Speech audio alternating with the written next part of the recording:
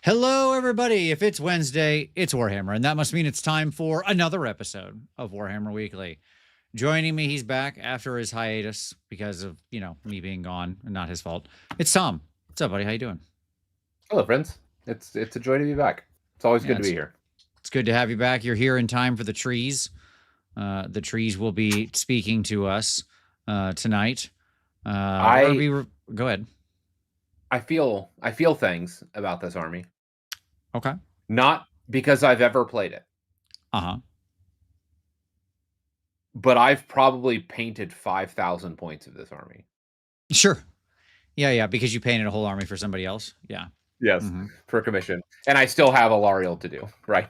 Like, I still have, Alariel and, one or two other models. And so I feel things, and it's weird, because I've never actually played this army, and yet I feel it in my bones, right? There's something there. That's all I'm saying. I understand. Hey, Tori, it was great to see you too. Glad we got a Magic game in, as well as I was happy to judge the things. And I remembered to bring the tower, so I got a second one of these, the Zinch Tower. So I only have the little closed ones, not the stupid open one. I know that you don't like the open one. Here's the deal. I've put together both, and I love it. I actually do really, deeply appreciate both the open and the closed. It's fine. I think you're missing out. That's all I'm saying. I'm not missing out. I'm great. I'm exactly where I want to be. And it's fine. And Tori is my hero for doing that trade. We both have two towers. We both got the ones we wanted. Okay. So yes, we're going to talk the Sylvaneth Battletome tonight, as well as other stuff. Oh my God, yes. Somebody said it's going to be like 3 shows to catch up on everything. You're not wrong. There's so much. Tuck in for a long one tonight, Tom. I hope you explain to your wife that you're going to be here for a while. Because you're going to be here for a while. I am aware. Okay. So, well, let's begin, of course, with the news. You know what I didn't grab this week? The rumor engine, because it was a dumb joke. I didn't grab it. Okay. Well, I mean, not 4th of July. April Fools. So there is. Yes, April Fool's jokes are stupid, and I don't care about them. There you go. That's what I have to say. Why are you so serious? Yeah, that's me, Mr. Serious. Call me Yahoo Serious over here. Because April Fool's is dumb. Okay? It's dumb. In a world full of in a world full of misinformation where half the crap you see every day is fake, having a special day dedicated to more fake crap doesn't really add any value to my life. When I was in college, I woke up one day. This is before the world of us all having cell phones with clocks on their face in it, right? Like, I had a cell phone, but it didn't have a clock on it. And this is from the forever time ago, folks. Okay. Yep. In the before times. Old man story. So do you remember what watch I carried? Because I've never liked to have things on my wrist, or I don't wear any jewelry except my wedding ring. I carried a pocket watch. Okay. Yeah. Because of course I did. Yeah, I remember that. Yeah. And I woke up, and because of course I did. I would be that kind of person. And my pocket watch always was in a very particular place, and it was moved about 3 inches. And I was like, okay, well, I didn't leave it there, so something's wrong. All right. This sounds like you on. And then I went downstairs, and I looked at the clocks, and everything, the time on my watch aligns to the time on the clocks in the house. So that is to say, the oven and the whatever things, clocks you could set. Right? Correct. But on the TV or whatever, where you couldn't control the time. Yep. The time was still an hour earlier. Like, my roommates in a fun April Fool's joke had set the clocks forward an hour in hopes to make me show up to class an hour early. Haha, funny joke or whatever. Whichever, they set it the correct direction that I wouldn't miss the class. Sure. But I immediately knew, because if you move anything, everything, and Tom, that everything in my life I have sitting in an exact place. Everything is exactly where it should be.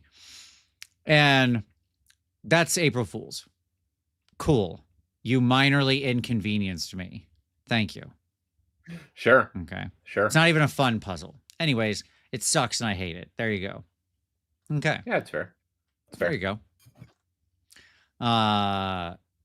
So at any rate, that's what I think about that. So at any rate, thank you for the picture of the sprue. It's very cute. Warhammer the musical, that's very cute. I appreciate the production value. It's great. Next, let's talk about real things. All right. Trolley says, Vince, I just received your The Art of book. It's really good. Oh man, that's awesome. That's great. I love to hear that. I think people are going to really like it. It will be available for retail. I talked to Kit at Adepticon. It will be available for retail probably the second week of April, so about 2 weeks from now, depending on when he's got to like take care of some stuff. But they have the stock, so now it's just a matter of getting back, getting everything unpacked, getting it all out to the appropriate, like they got to unpack it all in their warehouse and have it ready to go and stuff like that. So, okay. So, did you do a special show for the Adepticon reveals? Yeah, we did it. We did an Adepticon reveal show. But before we go on to other news items, I mean, from the hotel room, as always, as we always do, I had like 6 people in the room. You know, I know it was a packed house. I would have had Haywo, but he went home. He literally drove home from Adepticon to do his own co-stream, and thank God he did, because I was in the room watching the show, but I just brought him up on my phone and watched on my phone in the room so I could actually see the pictures of what was going on. Thanks, Haywo. What did you think of the reveals, Tom? I mean, yeah. Like I've really been looking forward to the cities expansion. Right? Like we knew that it was coming. It had to be coming.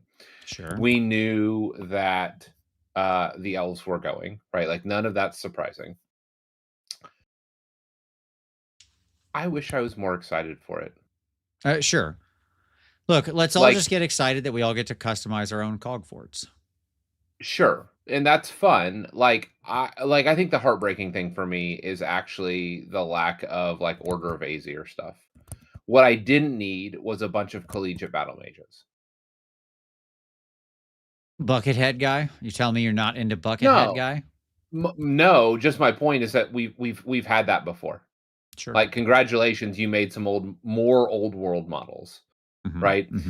For me, I just wanted more witch hunters. I wanted more like Order of Azir style fanatic. Like I wanted more of the religion of Sigmar stuff in there, and it's just not. Nope. We gotten one. We have one lane, and that's it, buddy. We don't shift. We don't switch. We can't. Yeah, Lord Dark Helmet. Yeah, thank you, Doug. Absolutely correct. Yes. Like, I liked it. I thought it was a really cool expansion. Cool units, but you're right. It's all just like, it's the rote. It's the expected. It's the, there's nothing really pushing here. I will say you got your cool priest. He felt like the closest thing to your Order of Azir guy. Sure. No, I would agree with that. Like, I was looking forward. Like, I didn't need giants with doors. Like that wasn't on my. Oh, that was like my favorite part was the giants with the doors because we got a female giant for the first time since the 80s. Oh, I saw. Like I understand, right? I didn't need a floating piece of terrain. Like sure. It was terrain just a piece miss. Is silly.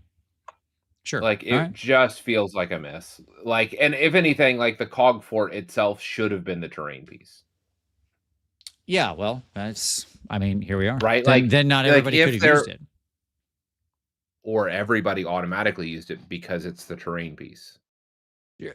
Sure, you're saying it shows up on every table. Yeah. Right, like because everyone. Which, by the way, would make sense because it's a walking terrain piece, right? Like that's the point. Is that like it's one of those things that actually makes sense for the battlefield. Like they bring their own watchtower with them. Like I can be down for that. I understand. We're not at a push the envelope place right now, Tom. We are. I understand, right? We are in selling you your childhood place. This is the end of history. Okay, so that's where we are. Now that being said, I really did like the giants. I want those city giants because I want to that almost made me want to make. Like, I want to get my hands on 3 of the lady giants and make a special man crusher unit solely out of that. If we could get a female Mega Gargant, I would redo the entire army. I would have a second Sons of Battle army. Yeah. Wow. Sure. 100%. I've been pushing for that forever. I was trying to go a different direction with it. Like, through, like, it's whatever. It's a longer story. I think you know the whole story, but, like, here we are. Anyways. All right, let's talk about some other stuff real quick here. First of all, at AdeptCon, here you go, Tom. Here's the best. Here's I saved one picture. This is taken by the wonderful SJ Arcade. This is two old men discussing old Magic cards and just absolutely being thrilled about it. So there you go. I got to play a lot of Commander. We did a draft for War of the Spark, which is a very fun set to draft. It is. I believe you. I have. So I have the trio up on my shelf. I still have a Ravnica Alliance, Guilds of Ravnica, and War of the Spark. Sure. Yeah, I absolutely crushed. I crushed that draft. Anyone who came against me was destroyed because I ran Dimir aggro amass and just flattened people. It was grotesque. If you resolve a Dreadhorde invasion on turn 2, you win that game. You win that game. I believe that. At any rate, we also did a Mystery Booster 2 draft. That was fun. And of course, we played a lot of Commander. Mystery Booster 2 is the most insane, ridiculous draft you'll ever do because it's wild. Anyways, so there's that. That's news. The news is I got to hang out with Haywo and CJ and SJ a whole bunch, as well as Primaris Vince. So it was a good time. Got a game with Tori as well. And some other new folks. Of course, there was also a Golden Demon at AdeptCon. I wanted to talk about just a few pieces that caught my eye that I thought were really cool. This one, which was the Warhammer 40K single miniature bronze from Alexi.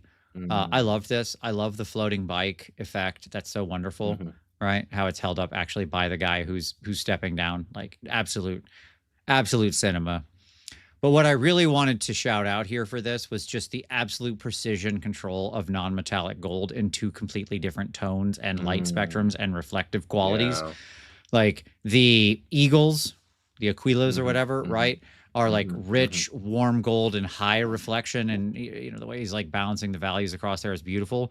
Whereas the bike itself is like a more satin, like a brassy, lower, like a brassy gold. Absolute mastery of the non-metallic arts there, and I just loved it. Is one of my favorite pieces in single, so fantastic work. So dug that. This one from Tebow, which is the conversion of like Atraxa and some Stormcast bird thing that he then turned into this Tzeentch monster, Chaos Lord on Tzeentch monster. This thing is incredible. Tebow is like such a nice person and such an amazing artist. And I would just had nothing but respect for it. He showed me this before the contest, and in my head, I'm like, well, that's a winner. And I was right. So I feel good about that. I was like, I just don't know what would beat this. It's so good. So I absolutely loved it. This one from Kaha, which was great.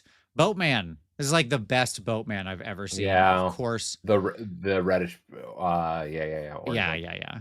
Just like passing through this whole wonderful spectrum, right? Kaha is obviously a singular artist in this contest. Her pieces are always so unique and stand out so much from everybody. Her style is just hers and hers alone, and I just love it so much. So, absolutely wonderful. Just some dude with a super chat. Hey, Vince, when I paint with Citadel, now just Warhammer paint, the paint is almost chalky, if that makes sense. I don't know if I'm not using enough water or if the paint is just old. Any advice? I have simple advice for you. Number 1, throw your Citadel paints in the trash and buy real miniature paints. That's number 1. I'm sorry. That's harsh. Okay. No, I mean, look, like legitimately, I do think something like Army Painter or Pro Acryl or P3 or AK 3rd Gen are all better paints. They're all more heavily pigmented. They all give you better control.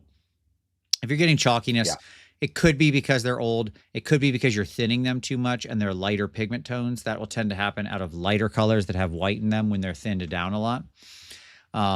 So my answer could be you could try thinning it with medium. That can help reduce some of the chalkiness. So instead of thinning just with water, thin with actual like acrylic thinner. Medium. You don't need to buy their crap. You can actually just go to the art store and buy acrylic thinner medium. That'll work fine. That can help. You can try to avoid going into things that have a lot of white in them and thinning those down. Like when you paint with those, paint with more of a thicker layer consistency and then use the thinner colors as your more saturated main tones. So in other words, working down. And you can go from there. Yeah, those would be my advice. Gooball, it's a bit of a joke. Yes, I know. Citadel paints are perfectly fine. Richard Gray proves that every time. Okay, that's what he uses.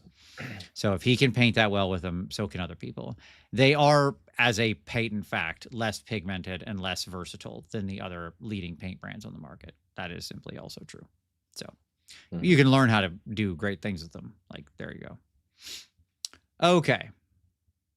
All right. Are you going to do a video on the Pro Acryl primers? Primers. I'm going to do something on their one-step paints that just came out. Yes. I have all those right here. They're literally right here beside me. Nice. Ta-da. So, I will certainly do a video on those. Do you mean like the Color Forge primers? I've talked about them before in there. So, there you go.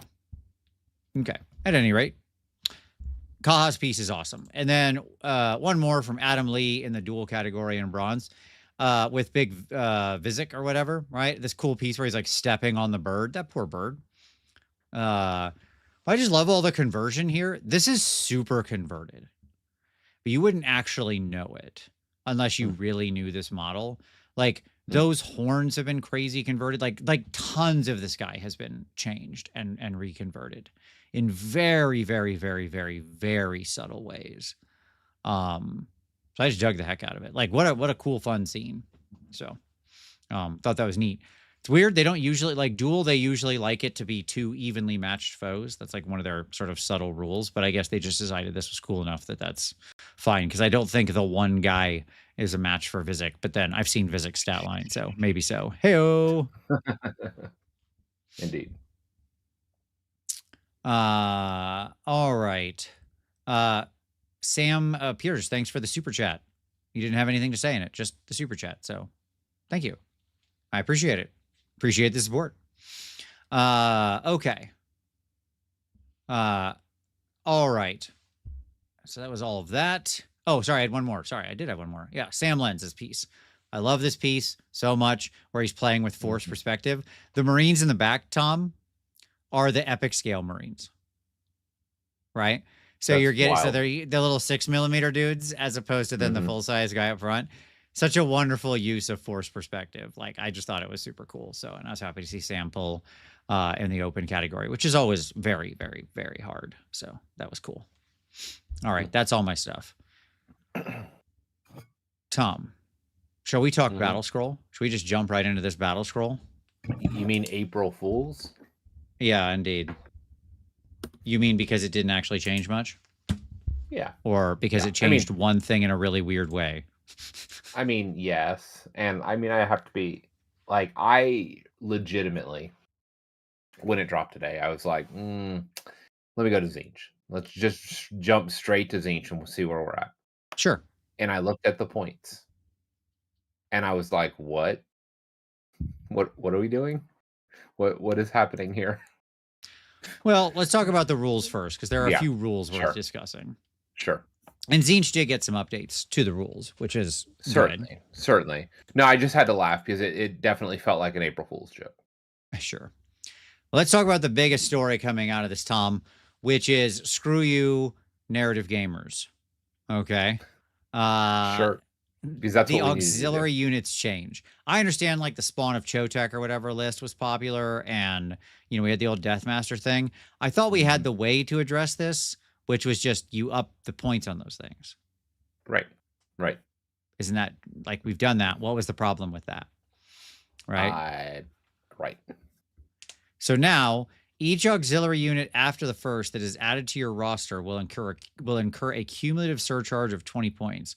For example, the second auxiliary unit will cost plus 20 points, the third will cost plus 40, and the fourth will cost plus 60, and so on. Why? Why does this exist? Because they don't want people to spam singular units. You can still do it. You can make like a 4-drop list that's like tons of spawns of Chotek. I am super aware. That's what I was saying. Like, it doesn't solve it, but that's what they're trying to solve here. Yeah, it doesn't, but it's cute. Like, this is just stupid. This is just complexity and list building for like no reason. Not good complexity, bad complexity. All right. This is what we call a and be patient with me. I'm ready. Take me through it. Like bad development. Mm-hmm. Because what this does is that they've seen a core problem, right? Like they've seen a problem in the way the system's operating, and their solution to resolving that problem is to add a subsystem on top of it, rather than deal with the core functionality that they're trying to address. That's right.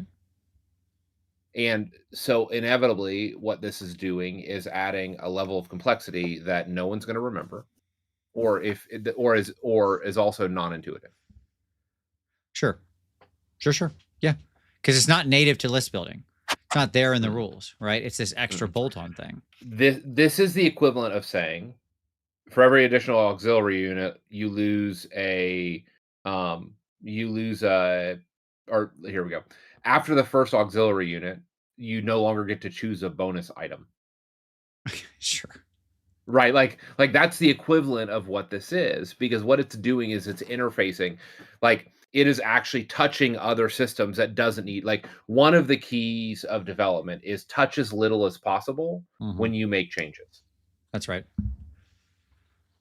And that's not what this is. This is dipping into other systems and actually causing bigger waves than they need to be causing.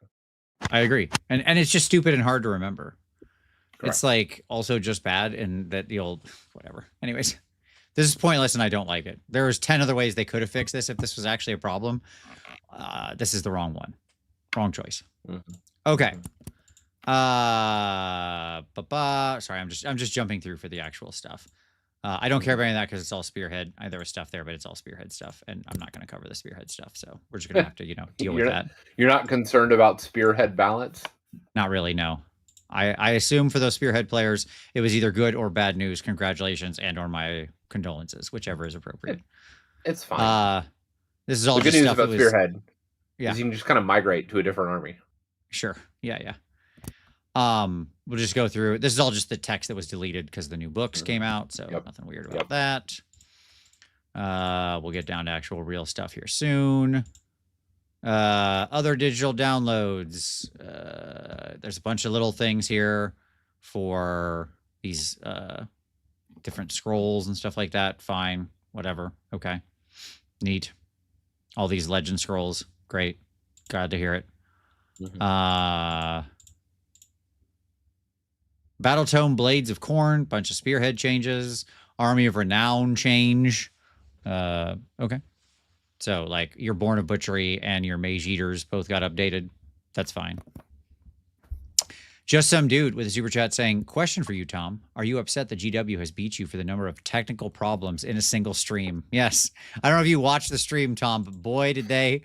A lot of people were like, wow, that made Tom seem like downright technically ready. Well, anytime that you're going to do a live stream, and especially if you're traveling, right? Like there's setup and there's complications, and I get that. Sure. But here's the deal. Don't feel like I'm in competition with GW. Sure. You're in a league of your own, Tom. As we proved, just trying to get your audio working as you jump through like 3 different audio sources at the beginning of the show before we went live. At least you did it before we went live, so that's nice. Right. See, the viewers never knew. Yeah, that's fine. Pre-show, screw around all you want. That's why it's good when you join more than 2 minutes early. All right. So then we do have some Tzeentch changes quite a bit here. So like this is side note. This is a pretty egregious amount of updates for a book that just came out. Sure. Well, and not only that, like happen. Also, this feels like this shouldn't be happening in the Battlescroll update. This should be like the 2-week FAQ. Right? Like I assume that's basically what this is. Yeah, I hear that. Okay. So the relevant stuff here is the smoke and mirror change, where you have to pick a friendly non-monster dot unit that was not set up this turn and was not set up using this ability in the previous turn. So like now you can't do the swap multiple times to trick them out with that ability. So that's like with you get them in, you set them up with something else, and then you swap them out. That you can't do the chaos spawn into the unit and then pull them out trick. Yes, it also, as an aside, just means that you're gonna have to actually like have some way to mark if they've teleported, like Oh, if for they've sure. recently come in. Yeah, Yeah, like for sure. it. Like this is another example, right, of adding complexity to systems Yeah, because now what it's going to do is it forces a subsystem for tracking it. right. The lore of change also with fold reality, which was the other one you knew they were going to hit, right? Mhm, So pretty minor change, but still relevant, which mhm. is like the range change here, I guess. So that's fine.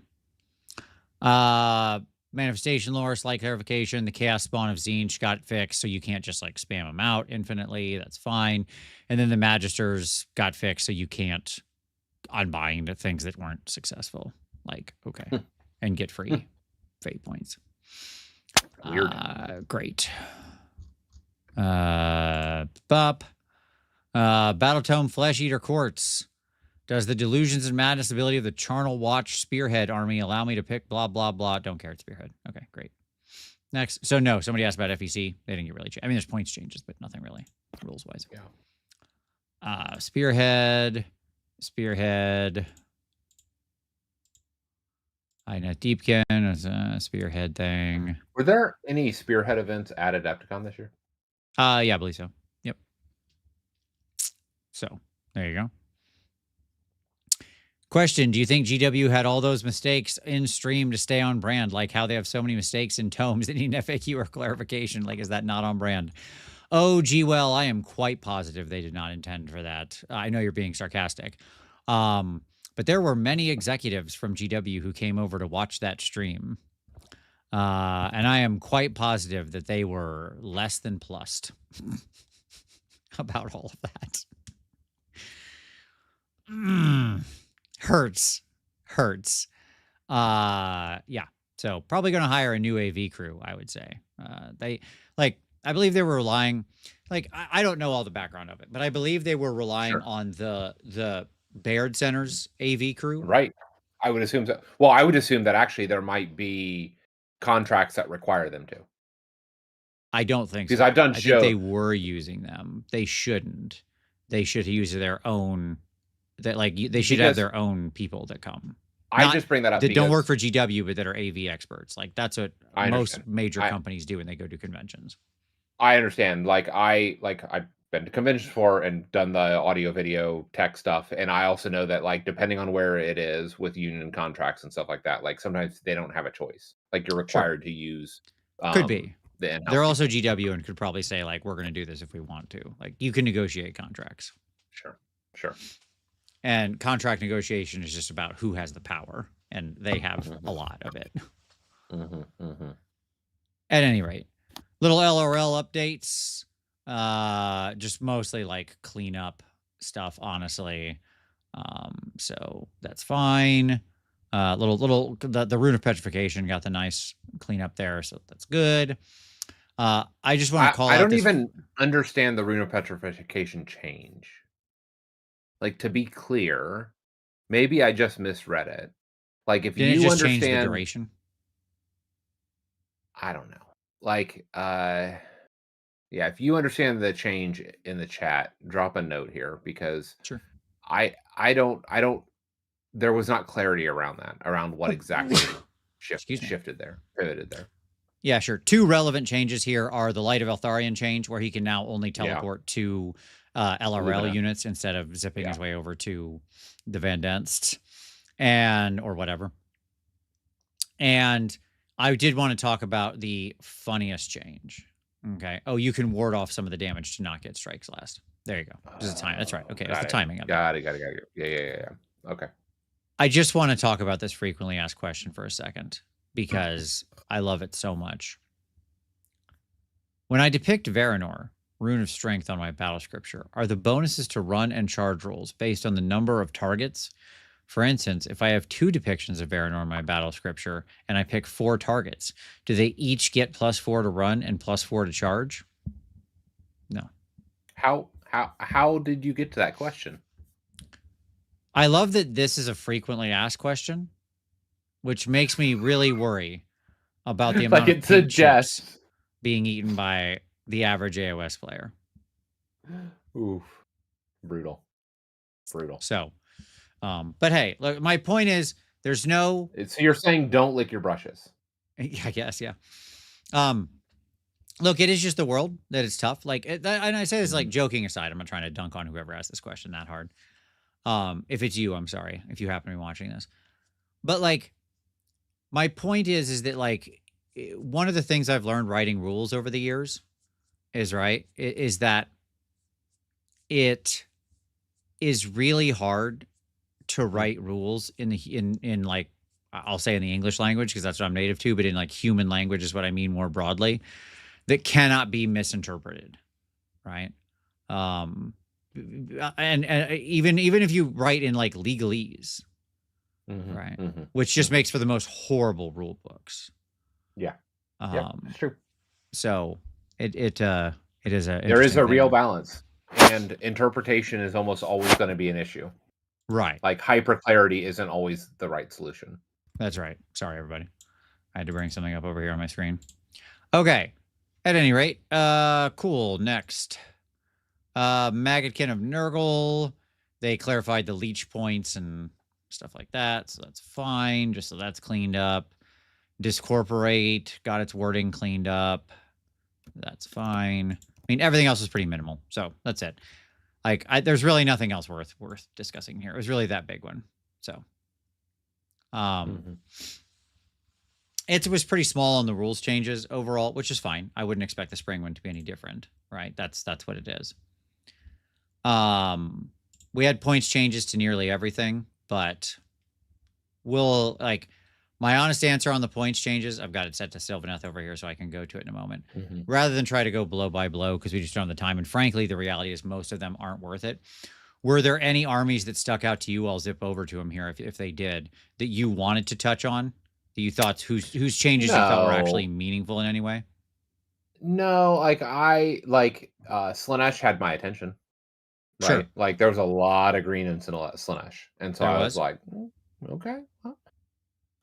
But I think that's more just indicative of the current meta and how things are moving around than anything that like suggests that Slaanesh is fixed. Sure. Seraphon had a lot of points drops, which I like to see. That's probably good. Yes, we got the keeper down to 400 even, Tom. It's all fixed now. It's fine. Good Lord. So, you know, it's all good. Don't worry about it. The Hellsmiths, I will say, I was from a personal perspective, as I've been playing this army a lot, I am terrified, Tom, of what's going to happen when I lose my soggy war despot. That guy's shoulders are tired from carrying the entire army on his shoulders. So, you know, that's crazy. But good points changes here. It probably amounts, honestly, to about a unit, given how I tend to take these things. So that's cool. That's nice. So yeah, it's not bad. I tend to use like the Dominator with immolation cannons. I use the guys with spears. I use the War Despot. I use our Tar. I use a regular Demon Smith on foot. Like I benefited from every one of these point changes in most of my lists, so that's pretty good. Nurgle had some, which is good. They're already strong. So only Belga and Rodigus went up, which makes sense, and those are super minimal, frankly. Skaven got quite a lot of drops. None of them very big. Most of them were pretty small and in the hero section, so they're not actually amounting to much in the way of points. But I do just want to call out Vizek Scour's continued downward journey. We're now down to 340. How low can we go? We have now multiple Vermin Lords below 300 points. Right? That's wild. These guys all clocked in at like 400 originally. When this book launched, the points weren't even in the ballpark. It's wild how off it was. Critdock, if you remember, launched at 210 points. Oh, I remember. He has lost a full 1/3 of his value, and I still don't think he's probably worth it. Right. I think we said like 120 was his point value. Yeah. Like, I think that's what we called, right? So it's not surprising that he's lost 70 points and everybody's like, yeah. Right. Right. Like, okay, I guess. Not that much. I was happy to see Doomflayers go down. Thumbs up on that. Doomflayers rule. Yeah. And then like everything else, the Gisele's down and the Scourgers. Mm-hmm. Scourgers coming down is actually a good thing. I think people sleep on Scourgers. I think for 170, they're a perfectly good weapon team. S2D, nothing really important in their changes. Like the big dumb monsters change, or the little dumb monsters changed.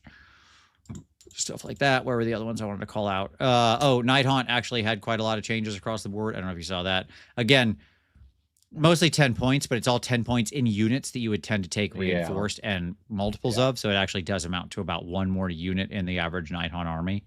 So that's quite meaningful. My my favorite part of some of these changes was in Cruel Boys. Obviously, let's go down a bunch to of the monsters. Yeah, a bunch of the monsters and a bunch of the stuff all dropped. But man, Gobsprak, way back down to where he started. He's lost a third of his points from where he started with that book. And he's just still going. Yeah, he's another one, right? Yeah, I mean, like his Warscroll, he doesn't have a purpose, and that's the problem. Like his purpose is 2 unbinds with a neat rider. That's the only thing he actually does in this army. Sure. And when you have a foot hero that can have an item that gets 2 power 2, then why are you even? Why would you pay double for more reliability? Cygnus said he's on Ozempic. Yeah, he's dropping fast. Absolutely. Just shedding those points. Okay. Yeah, so they had a lot of changes. I did also like how everything in Cruel Boys, they're like, you know what, never mind, it's fine. Everything in the purple section, like all your stuff that was worth points, never mind. It's all free now. We apologize. There's like one 10-point item hanging out, or heroic trait or whatever hanging out still. Yep. It's great. We made a mistake. Yeah. Which, I mean, Egomaniacs is the free ward save on a foot hero, so that's pretty good. Sure. Ogres, big down, anything we can do. This was the funniest one to me. The Sons of Behemoth, like a bunch of 10 and 20 point adjustments. I'm like, okay. What? Okay. I haven't done the math, but can I take an extra baby now? Is that what we did? Did we make it so the math is I can take an extra baby? You might be able to get to a man crusher, like a singleton man crusher at one point. Well, you could before. Now I wonder if you can get to 2. That's what I'm saying. Yes, I think so. Yeah. Which, I mean, like, what does that mean then? That's that would be like 3. No. Still, it would still only be 3. No, 4 and. It depends on who you take, I suppose, right? Like if you're filling with like Krakens and War Stompers, that's a lot different point profile than if you have like Gate Breakers and stuff like that, right? So. Yeah, it's true. Still, it would still be rough to get like 4 plus 2 in there. 50, 30, 70. Well, traditionally I had done 3 and then the pack of then a pack of man crushers and then 2 individually. You could do 1 individually. Sorry. You could do 2 Krakens, 2 War Stompers, and 2 Singletons. There you go. Hey, all right, cool. Yep. Fine. That's the math. Yep. So there you go. All in all, it was the spring Battlescroll. It's about what I expected, right? Like that is to say, it happened. All right, I'm going to put this over here because I need to reference this when we talk about Sylvaneth, because this does have the Sylvaneth points in it. For those who are curious, the Sylvaneth points are in there. We'll look back at Sam's amazing artwork here as we go to our pick of the week. That's right, we're transitioning. Tom. Did you all ever give any airtime to the crazy rumors of the new edition shenanigans? No. Would you like to discuss that now? Would you like to do a bonus section of crazy rumor discussion? Not really. Already long show? I mean, not really. Like the reality is that one of the rumors that was floating around, obviously Rob did like here we go. Even better. Pick of the week. Oh yeah, there you go. Okay, cool. Right. We'll stick with pick of the week and you'll reference Rob's show. All right, that's fine. Right. Yeah, Rob did a summary of crazy rumors. Go watch him. It's crazy, right? What did you think of it? I think I'm ready. I think that they're trying to back themselves out of the hole that they've dug. And I don't think that the rumors are legitimate, but I think that they could be echoes of truth. Okay. Does that make sense? So, like, I think that, like, I don't think that we're going to get a non-Age of Sigmar. I don't think they're going to kill. Like, I think a lot of that was just, like, just crazy town. Yes. Again, remember, we have a Stormcast Eternal out front of the building. Right. Like, Sure. let's not forget that, friends. But what I will say is that I suspect, like, even their idea of like a unified world, or their language of like trying to like mess with the realms in some way, some reimagining or re-engineering in order to create a more concrete lived-in space, that rings as true to me.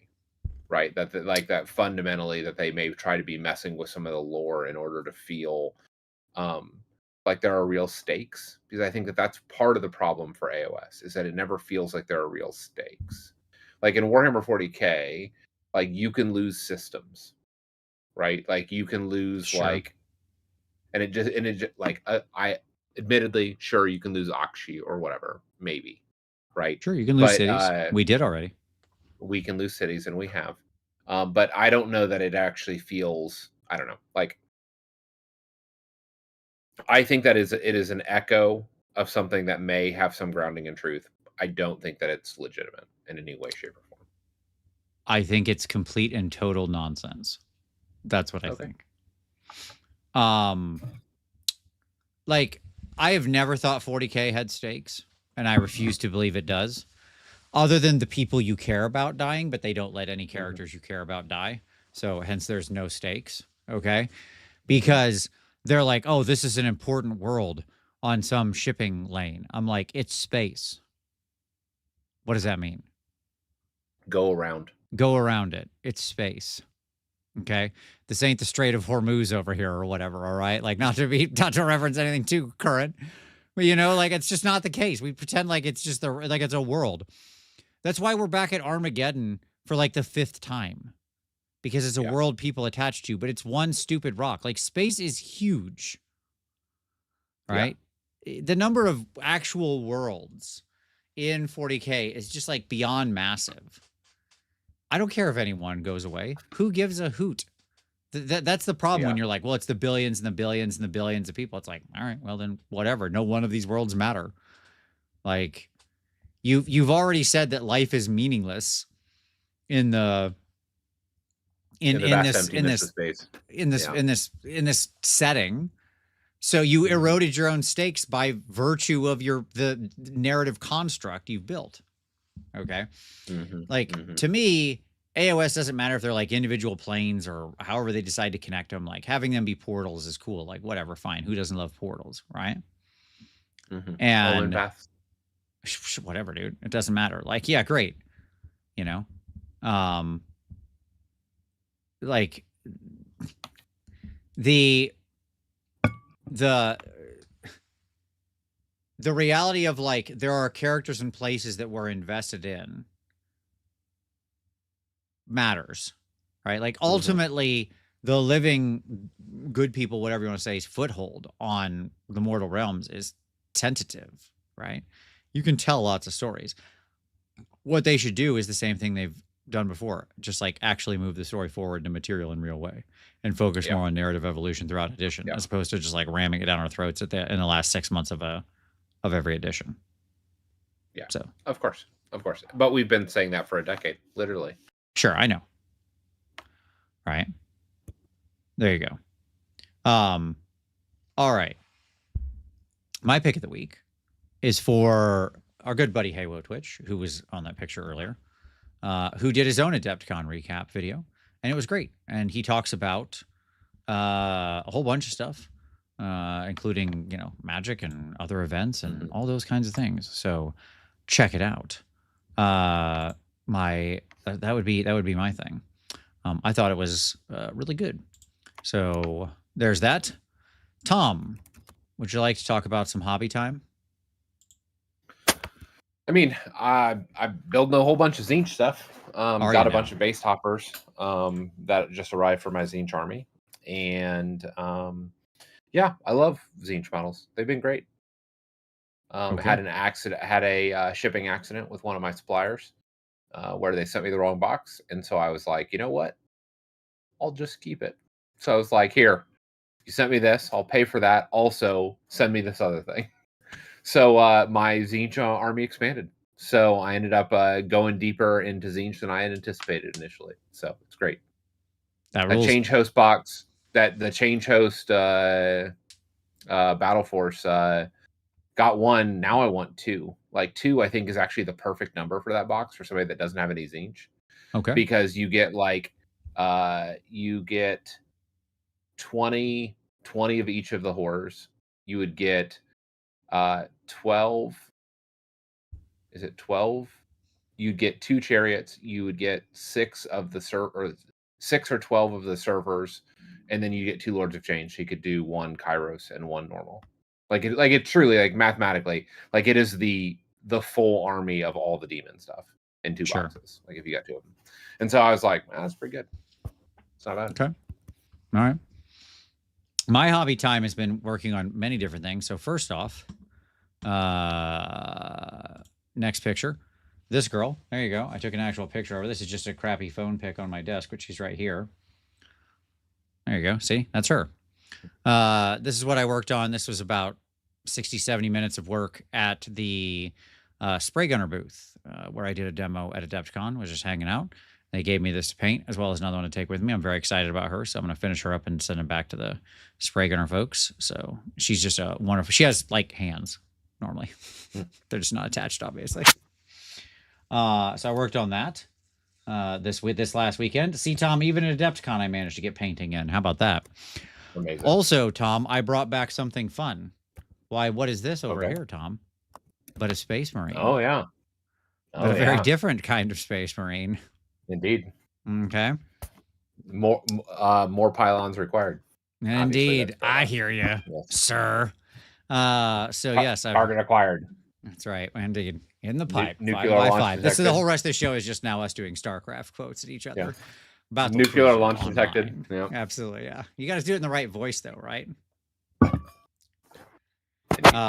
So at any rate, yeah. So like Terrans are cool. So I got a bunch of StarCraft stuff. So I'm gonna be painting that up, and I'll I'll say do that for the channel.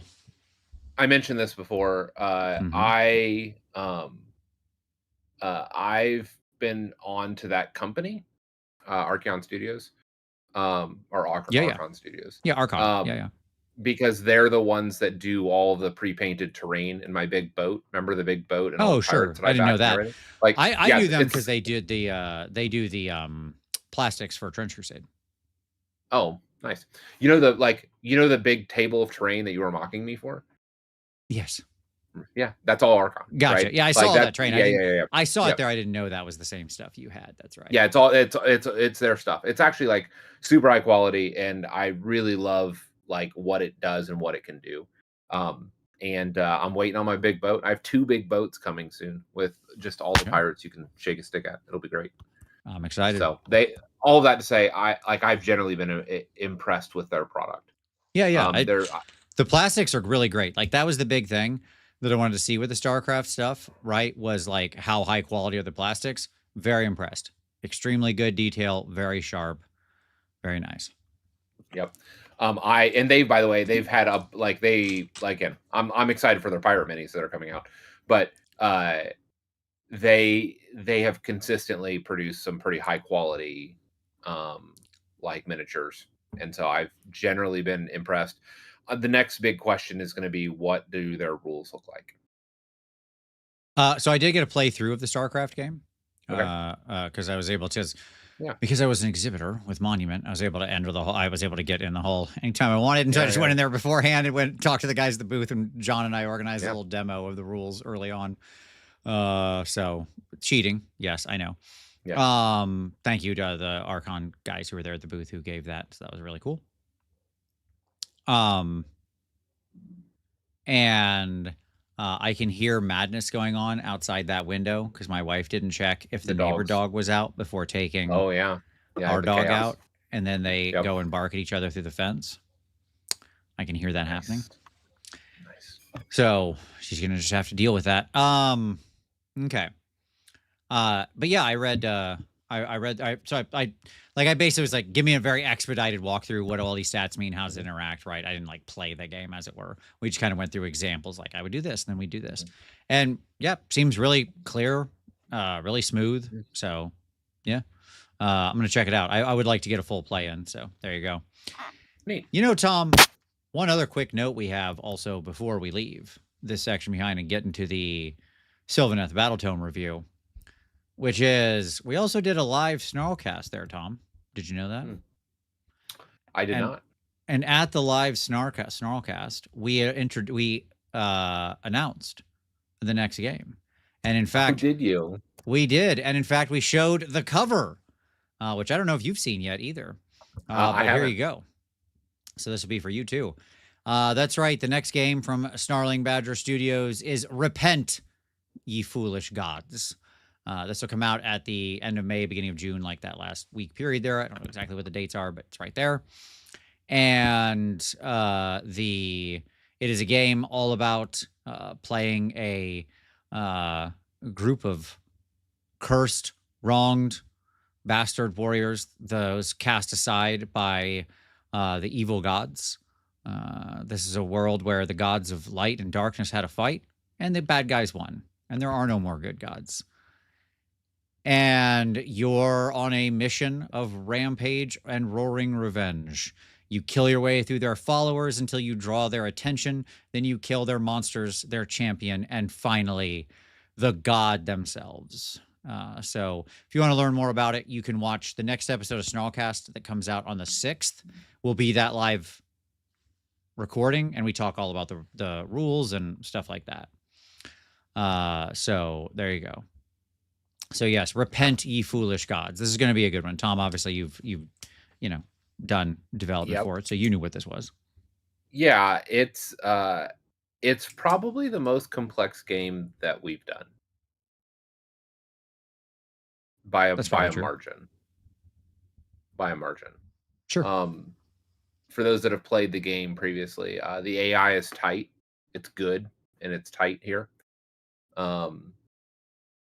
Yeah, I think for those that have followed, I think that you will enjoy this game, is what I would say. Sure. Yeah. I said, I'm surprised you chose that image. I don't have tryptophobia, but it's still creeping me out. Yeah, this doesn't bother me for whatever reason. I can't explain it. That's wild. Irregularity of it or something. Yeah, it just doesn't set me off. It's like a physical reaction. It either happens or it doesn't. And so this didn't. The artist here we're working with, it's a guy named Darius, I think is his name.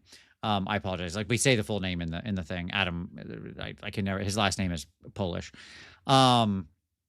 Is amazing. This guy is absolutely stunning, as you can tell from this piece of art, which is incredible. So get stoked. This is going to have some wild, amazing art. So there you go. This is but a mere sample of the wildness that's to come. So yeah.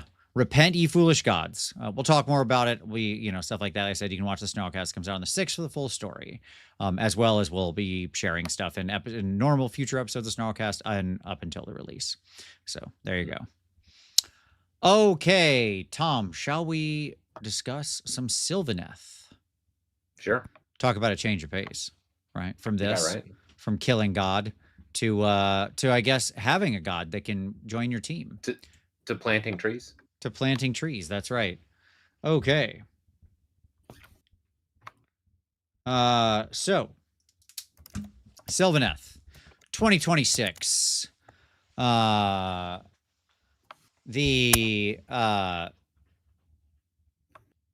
can hear. Before I get into my summary, I hear the coming. So we'll wait a second here, everybody. All right. Come here, baby. Yes, hi. Were you getting barky outside? You're such a big girl now. Okay, there we go. Amazing. She's very big now. She is very big. She's gonna be like, she was one of the smallest. She was like the smallest one. It's fine. Thank you. I'm good. They see your face. You can't turn me like that. Yes, I can. Nobody needs to see you. I understand that. There's Tom. Tom can still run it. Totally. Perfect little face. Yeah, she does. Here, she does. There you go. There you go. Yeah, she's like, what is this desk? What is happening here? She has the crinkly little ears because her fur's not grown out yet, and so she has little crinkles on her ears. Yeah, we have those ear tuft manes. Charlie does, where like the feathers. Yeah, it's legit. So yes, she's big. She's bigger than Lyra and as big as Aspen. So in height, not weight yet. In height, yeah. But she was the smallest in the litter. But she's only what 6.5 months old, 7 months old. She'll be 7 months old on the 3rd. There you go. So she's still got some more growing to do. We're all puppy. There you go. All right, puppy. You ready? Okay. All right. I think she might stay with you. I think she would. Yes, she'd be a good girl. I want to hurt you there. Okay. Go ahead. She could be the next co-host. Yeah. Totally. All right. Hit like and subscribe for dogs. That's right. Like and subscribe for dogs. Okay. We'll keep the pup dates coming. All right. So, dogs are better than people. I agree. I agree, grandson. All right. So let's talk about the summary on the Sylvaneth. Number 1. So we fixed woods finally, maybe, sort of. We'll talk about it. I think this is the closest we've gotten to fixing woods. We could fix them more, but this is better than they've been. How about that? Sure. Okay. Yeah, I think that's a good summary. Oh, I missed. That was the other thing. Sorry, Blazing. Yeah, he said, did you discuss the Ironjaws spell and prayer change? No, I didn't. That was actually a meaningful thing if you're an Ironjaws player. There was a change in there. They changed the Ironjaws spell and prayer so they last until the start of the next turn instead of just the end of your turn, which is that's like a huge change. Absolutely huge change. Yeah. So yes, thumbs up to that. Good stuff for a very bad army that's like hard to play and not whatever. Okay. Yep. My second summary point here is the journey of underwhelming list building choices continues. Like reading through the front part of this book, Tom, was just like legitimately awful to me. Okay. Talk about that a little bit more. Like the army rules are fine, as we'll discuss. Like those are fine. Yep. They're overwrought, but they're fine. Okay. The like formations and artifacts and all of that stuff, I like fell asleep on my desk halfway through reading them. Like they're so boring. Okay. I just like I don't know what we're doing with the front of the book anymore. Like, shouldn't we have some kind of interesting things or choices happening here? Doesn't that seem like it would be the point of this? I read through it and I was just like, nah. You're like, you have nothing to offer me. Yeah, I was like, well, all these aren't interesting, but I guess this is the least bad. That one, probably. That was what I felt like reading most of this stuff. Right? Okay. Yep.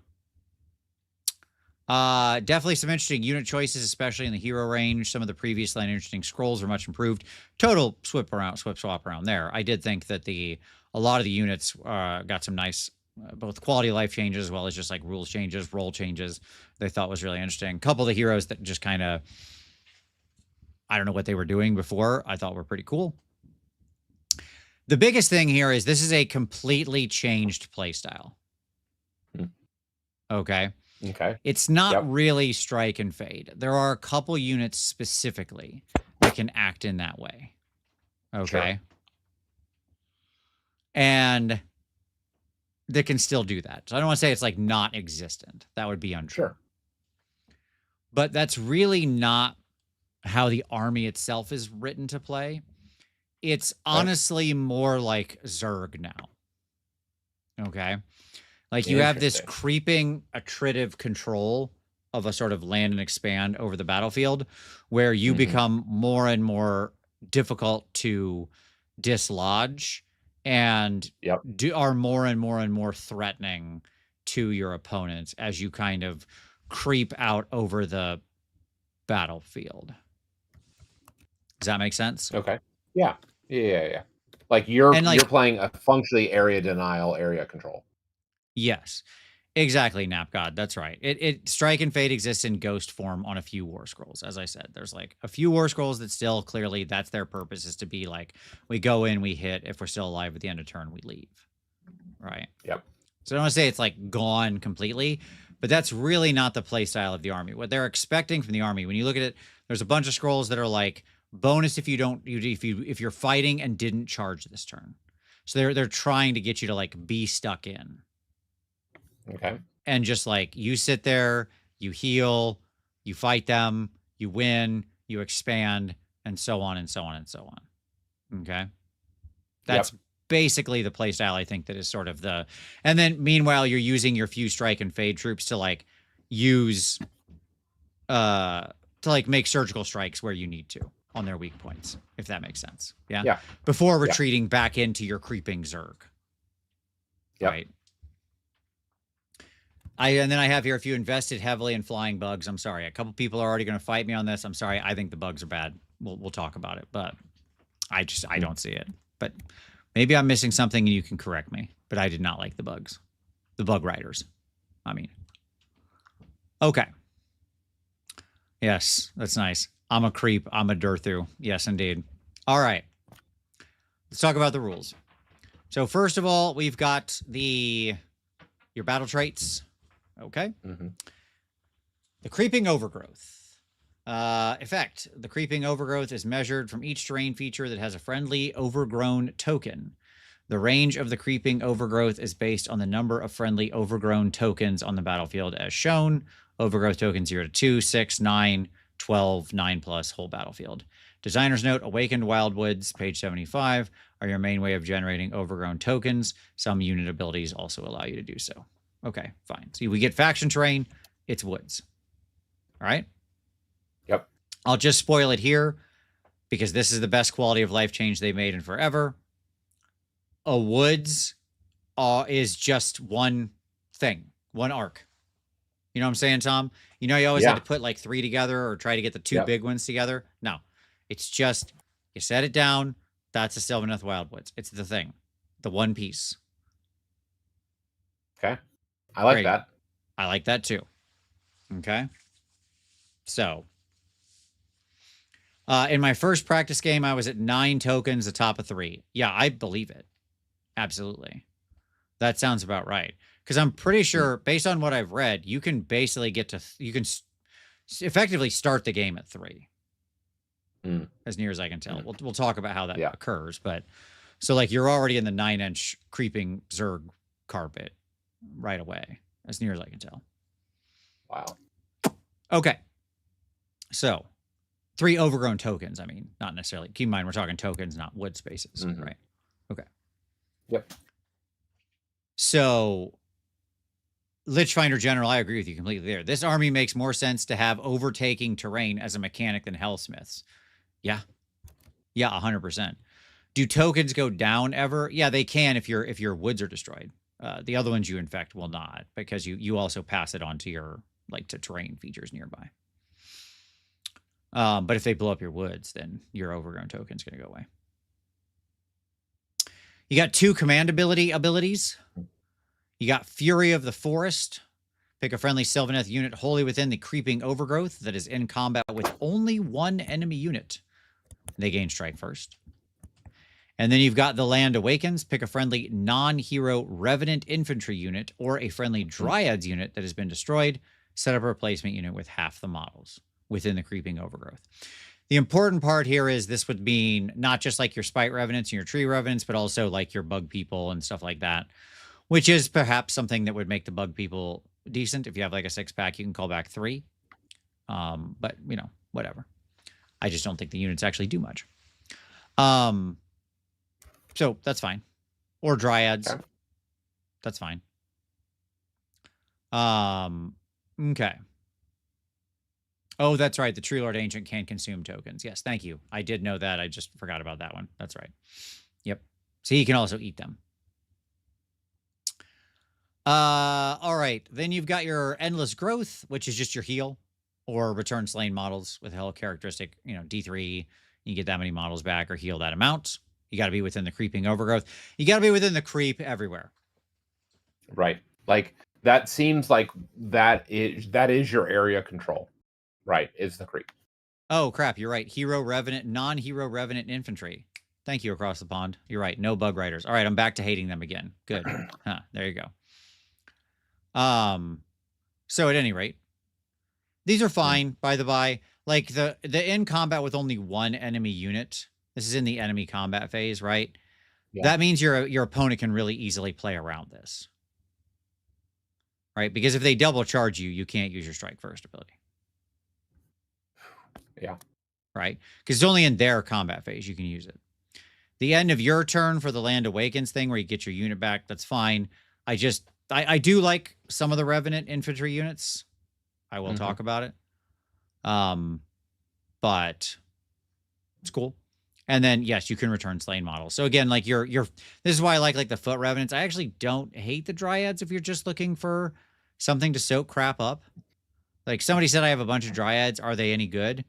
Honestly, maybe is the answer. I think the answer might be they're okay if you're just looking for like the if you're trying to find like the hold an area and not go anywhere unit. We'll talk about it. You'll see if you agree with me. Okay.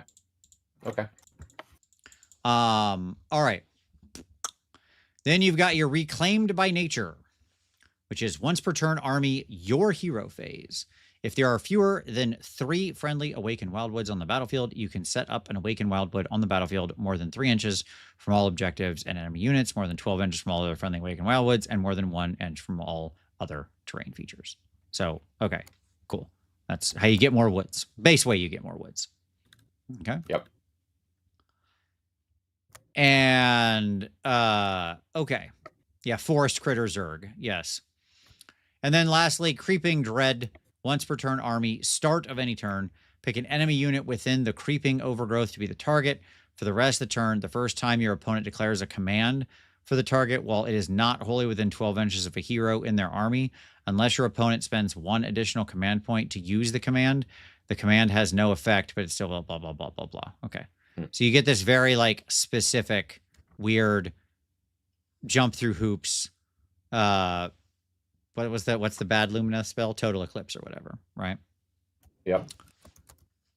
When I say these abilities are overwrought, like this is what I'm talking about. This does not need to exist. Okay. It just doesn't. It's a silly extra nothing ability. Why is this happening? What is this? Like this just as easily should have been an ability on a Warscroll. Do you feel like this is like design bloat? I just think it's like I just think it's like this is that is a fanfic ability. That's what that is. That doesn't need to be there. Okay? We're just adding that in to add stuff. Like their battle traits are a weird mishmash of like things I would expect, like how now that they're Zerg, how their like creeping overgrowth works, right? Yeah. But if somebody asks, does it stack? No, because it's all just are you within the creeping overgrowth? So yeah, I mean they'll overlap naturally, right? But it doesn't matter. It's not like you're getting 2 effects of it. It's just it's a binary light switch. Either you're within the Zerg creep or you're not. Yep. Right? Yes, I agree. Possible cabbage. Like this is we had an extra block or let's write some fanfic. Quick, give me another rule. This in no way needs to be part of the Sylvaneth army. Yeah.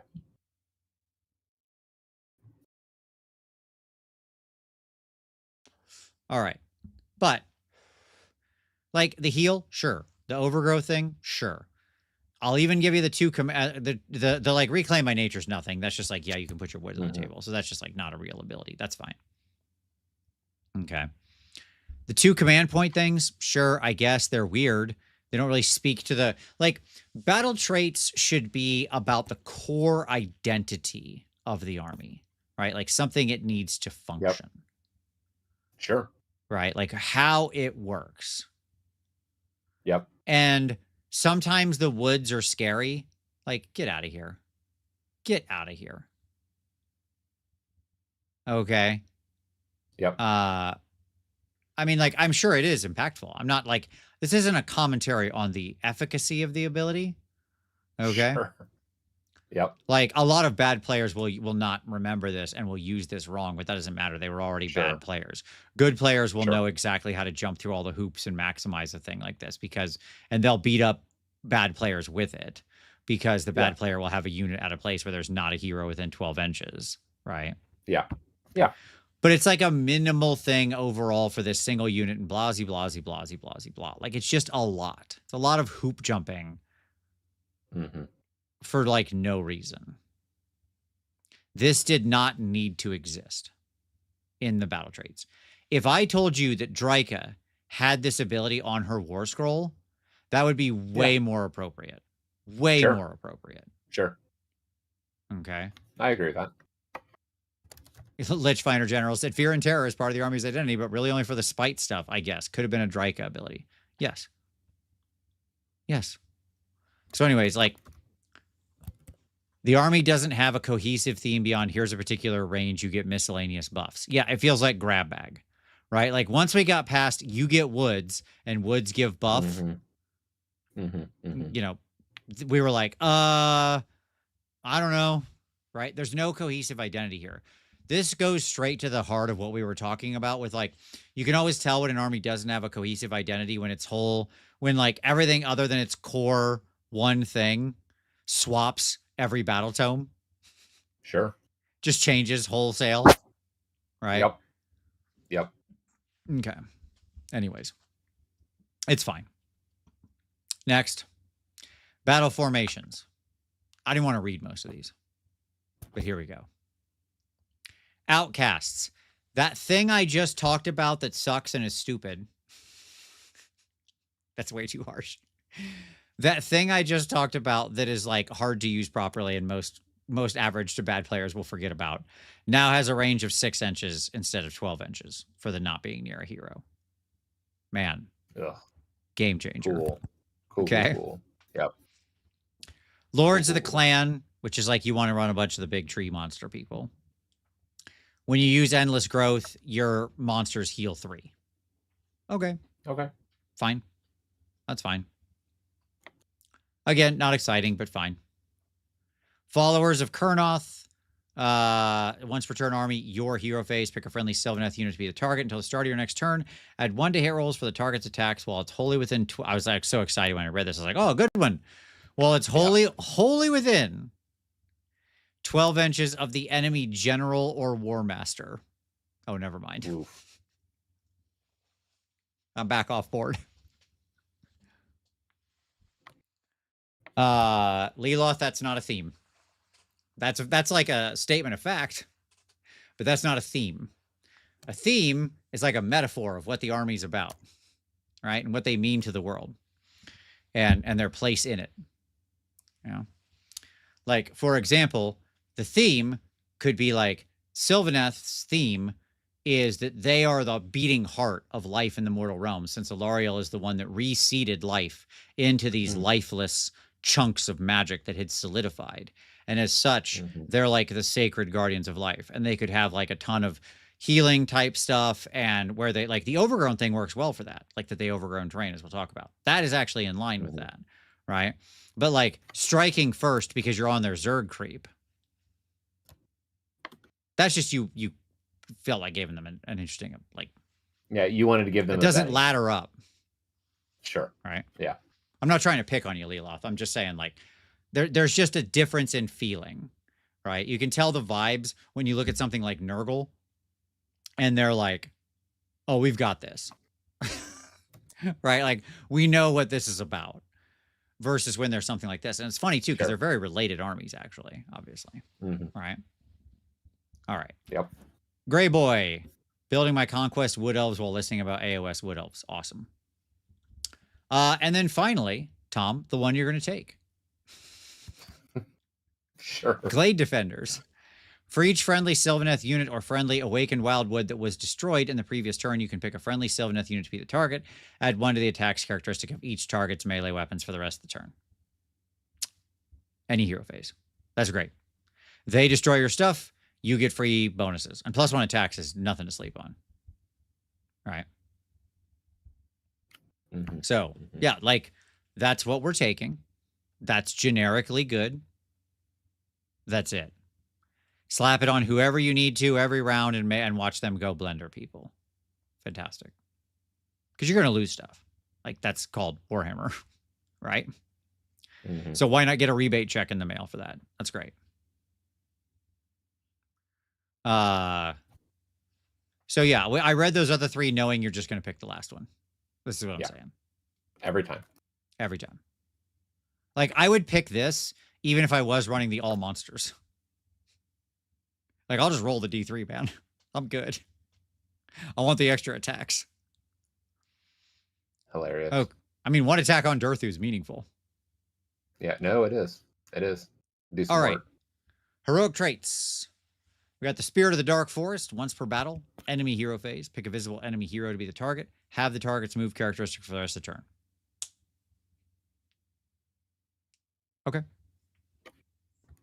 It's fine. Are you excited? Are you excited by this, Tom? Sure. No.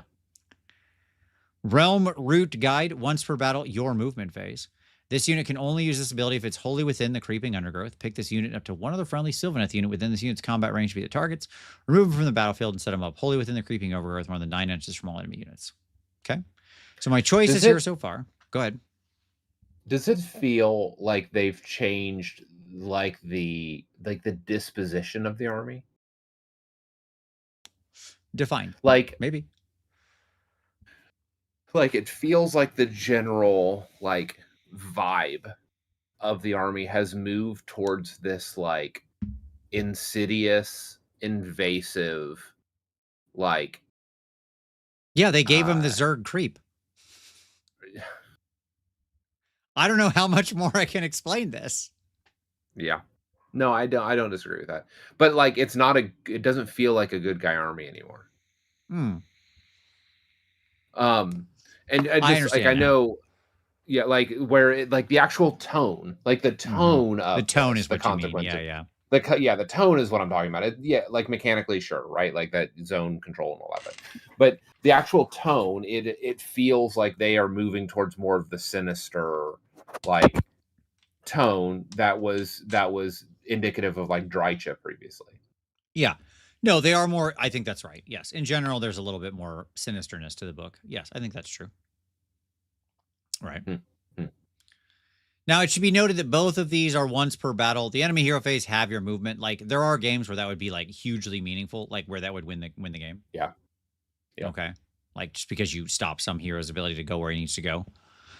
But that's like one game in every 5 you'll play. Right?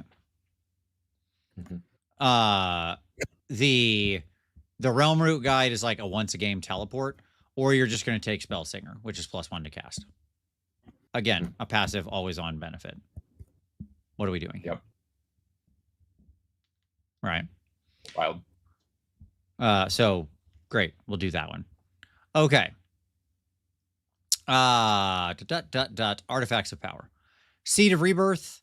It's that thing. It's that thing we hate. Where if you die, roll a die. On a 3-up, you're not dead. Roll a die to determine who's happy and who's sad. Right? If you roll a 1 or 2, you're sad and your opponent's happy. If you roll a 3+, you're happy and your opponent's sad. There you go. It's just that easy. Great. Love that. I believe Havo said, please stop. Last time he read one of these abilities. I concur. Like, legitimately in the healing nature army, you could just make this work. You could say, like, only certain people can use it. You know, it's not like you can put it on a L'Oreal. It's an artifact, right? Can't put it on the Lady of Vines, like these uniques, right? Like, just make it work. Just like it's Sylvaneth. They're the life army. Maybe they just get to do this, right? Okay. But whatever. What do I know? Then you got end of any turn, the Witchwood Glaive. Pick an enemy unit that had any damage points allocated to it by this unit's combat attacks this turn to be the target. Effect, subtract 1 from save rolls for the target for the rest of the battle. This unit can use this ability even if it has been destroyed. Okay. That's pretty cool. I don't hate that. Then we got the Amberglade Nectar. The Nectar. I'm going to pronounce it Nectar. That's way funnier. We've got the Amberglade Nectar. Pick a visible enemy unit within 6 inches of this unit to be the target. Once per battle, any combat phase, by the way. For the rest of the turn, add 1 to the damage characteristic of companion weapons used by friendly Sylvaneth units for attacks that target that enemy unit. Pass. Nope. Nope. Take that glaive and just run somebody in like a lunatic against their hammer unit. Ah! And then kill him next turn. The Nectar, yes. Gooball broke me with that one. The Nectar, half neck, half horse. Yes, exactly. Yeah, I'm okay with it. Them being more sinister. That's fine. They can like be, you know, they can be a little more sinister. That's fine. They are kind of some of the more sinister good guys. Why are all of the elves in AOS becoming more sinister? Shouldn't trust those elves. No, I've said that for years. All right. Obviously. Then we got our lore. Lore of the Deepwood. Badumts. Okay. So first off, our unlimited spell, Jade Thorns. 12-inch range. Add 1 to wound rolls for the target's combat attacks for the rest of the turn, including attacks made with companion weapons. This is good. This is a good spell. Yep. This is a good spell. I like this spell. +1 to wound, great bonus. Affecting companion weapons, great bonus. A buff as you're unlimited, great choice. Cast on a 6. Okay. I'm here for it. Thumbs up. Sure. Seems doable. Then we got the Zephyr Spite Rush. So again, blah, blah, blah. Sylvaneth. For the rest of the turn, the target can use charge abilities even if it ran. Cool. A run and charge. This is also a good spell on a 6. All right. Finally, Grasping Roots, which is your enemy target spell, which is 18 inches. And until the start of your next turn, no runny runs and -1 to charge. Tom, okay. This is also a good spell. Yeah, that's right. That seems very playable. Yeah. All 3 of these spells are good. That's great. Probably the only thing I would complain about here is that we don't have anything that does damage. Sometimes it can be really good in spell lore to have like something that can do damage in the hero phase. Throw a wound. Yeah. Yeah. Yeah, but I mean but your manifestation lore, like your the Glade Worm can do that, right? Yeah, sure. I mean, it's a little more limited. We'll talk about the manifestations, but yeah. But these are like legitimately 3 good spells. Sure. By the way, that last one casts on a 5, which is great. Yeah. That's good range. Very doable. Good effect. Yep. I mean, well, way to go, guys. I was complaining about the stuff that didn't work, but I'm also going to call out the stuff that I think is great. And like, if every spell lore was written like this, I would think Magic was way better in this game. This is a good lore. Okay. Yep. So like, well done. We nailed it. Absolutely. Okay. Prayer lore. The lore of the Spirit Song. That's right. A prayer lore, Tom. So we have our first prayer, the Song of the Lost. Then you pick a friendly Sylvaneth unit that is wholly within the creeping overgrowth, or that is visible to them and wholly within 12 inches to be the target. So this is the first time we see this particular bit of text. This is going to repeat like 1,000 times. Okay. Sure. I'm just going to say it has the standard Sylvaneth targeting, right? Okay. From now on, because I'm not reading all of this. The interesting thing about a bunch of abilities in this book, okay? Yep. Is that a bunch of your abilities have unlimited range. Okay. As long as they're on the Zerg creep. Okay? Interesting. That's nice. It is. That's why I say, like, the creep matters a lot. Right? That's why you have this, like, land and expand. When you wander off your creep, your abilities become a lot more limited. So, at any rate, yes. So it's like, because you can pick a friendly Sylvaneth that's on the creeping overgrowth anywhere. Right. That I can see, or wholly within 12. And that's basically the static templating they use for like a bunch of this stuff. Not just the prayers, but other unit abilities are going to work the same way, which is cool. Okay. Yep. All that art in the Hellsmith book of Hellsmiths beating the crap out of Sylvaneth was propaganda. Sylvaneth dunk on Hellsmiths. To be fair, that's a low bar. Most people dunk on Hellsmiths. We're very dunkable. Sure. Number one, we're short, so you can just dunk right over the top of us. I mean, that's just right over top. Yeah, it's like it's hard to post up when you're like 4 feet tall, right? That's number one. Number two, it's not a very good army right now, so you got that going for you. Okay. At any rate, what's this prayer do? Until the start of your next turn, subtract 1 from wound rolls for attacks that target that friendly unit. If it's 8+, then if it's a monster, they heal 3. If it's not a monster, you ignore modifiers to save rolls for the target, positive and negative, until the start of your next turn. This is a good prayer. -1 to be wounded as your unlimited prayer. So your spell is +1 to wound. Your prayer unlimited is -1 to be wounded. Great combo. That's great. Okay. Then you got Song of War on a 5. Again, same standard Sylvaneth targeting.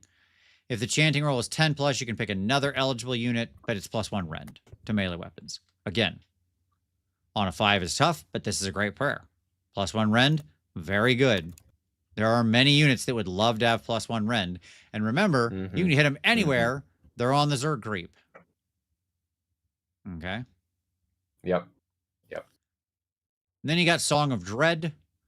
This one's, again, same thing. It's an enemy on the Zerg creep or 18 inches. The chanting roll is 8+. You can pick another eligible unit to be the second target until the start of your next turn. Each time the target uses a move ability and ends that move within the creeping overgrowth, they take D3 mortal damage after that move has been resolved. Okay. There's some mortals. Sure. I don't hate that. No, it's not bad at all. Again, they want to fight you on the Zerg creep. They want to expand the Zerg creep as much as possible, get it on the whole board, right? And then just make it so everything they can target anywhere and everything you do hurts. Yeah. Right? They're super healing. That's why I say it's like this. The more they can expand, it just all starts accumulating. Right? Yep. Your manifestation lures are all on 6s. So just that's it. And they're all within 12 inches. So we'll get to them in a minute. All right. Shall we talk Warscrolls, Tom? You ready for the Warscrolls? Sure. Always. All right.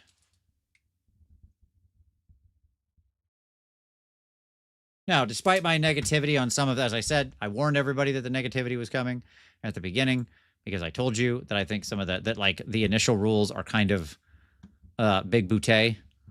But I like a lot of these Warscrolls. So here we go. Oh, by the way, to go back to my estimation of how you have 3 initially, in the Warscrolls, I actually want to start, before we talk about anything else, I want to talk about the Awakened Wildwood. I think it's like really important level setting. So I'm going to start in an unusual place for the rest of the army. It's still your faction terrain. So as far as I know, you would set up 1 in step 3 of step 1 of the deployment phase. Yeah. Okay. Yeah.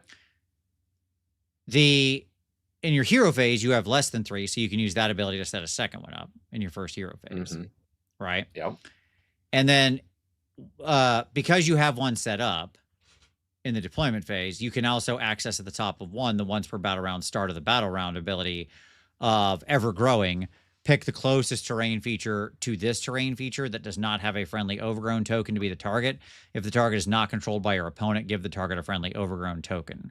So as of so you have a woods in the deployment phase.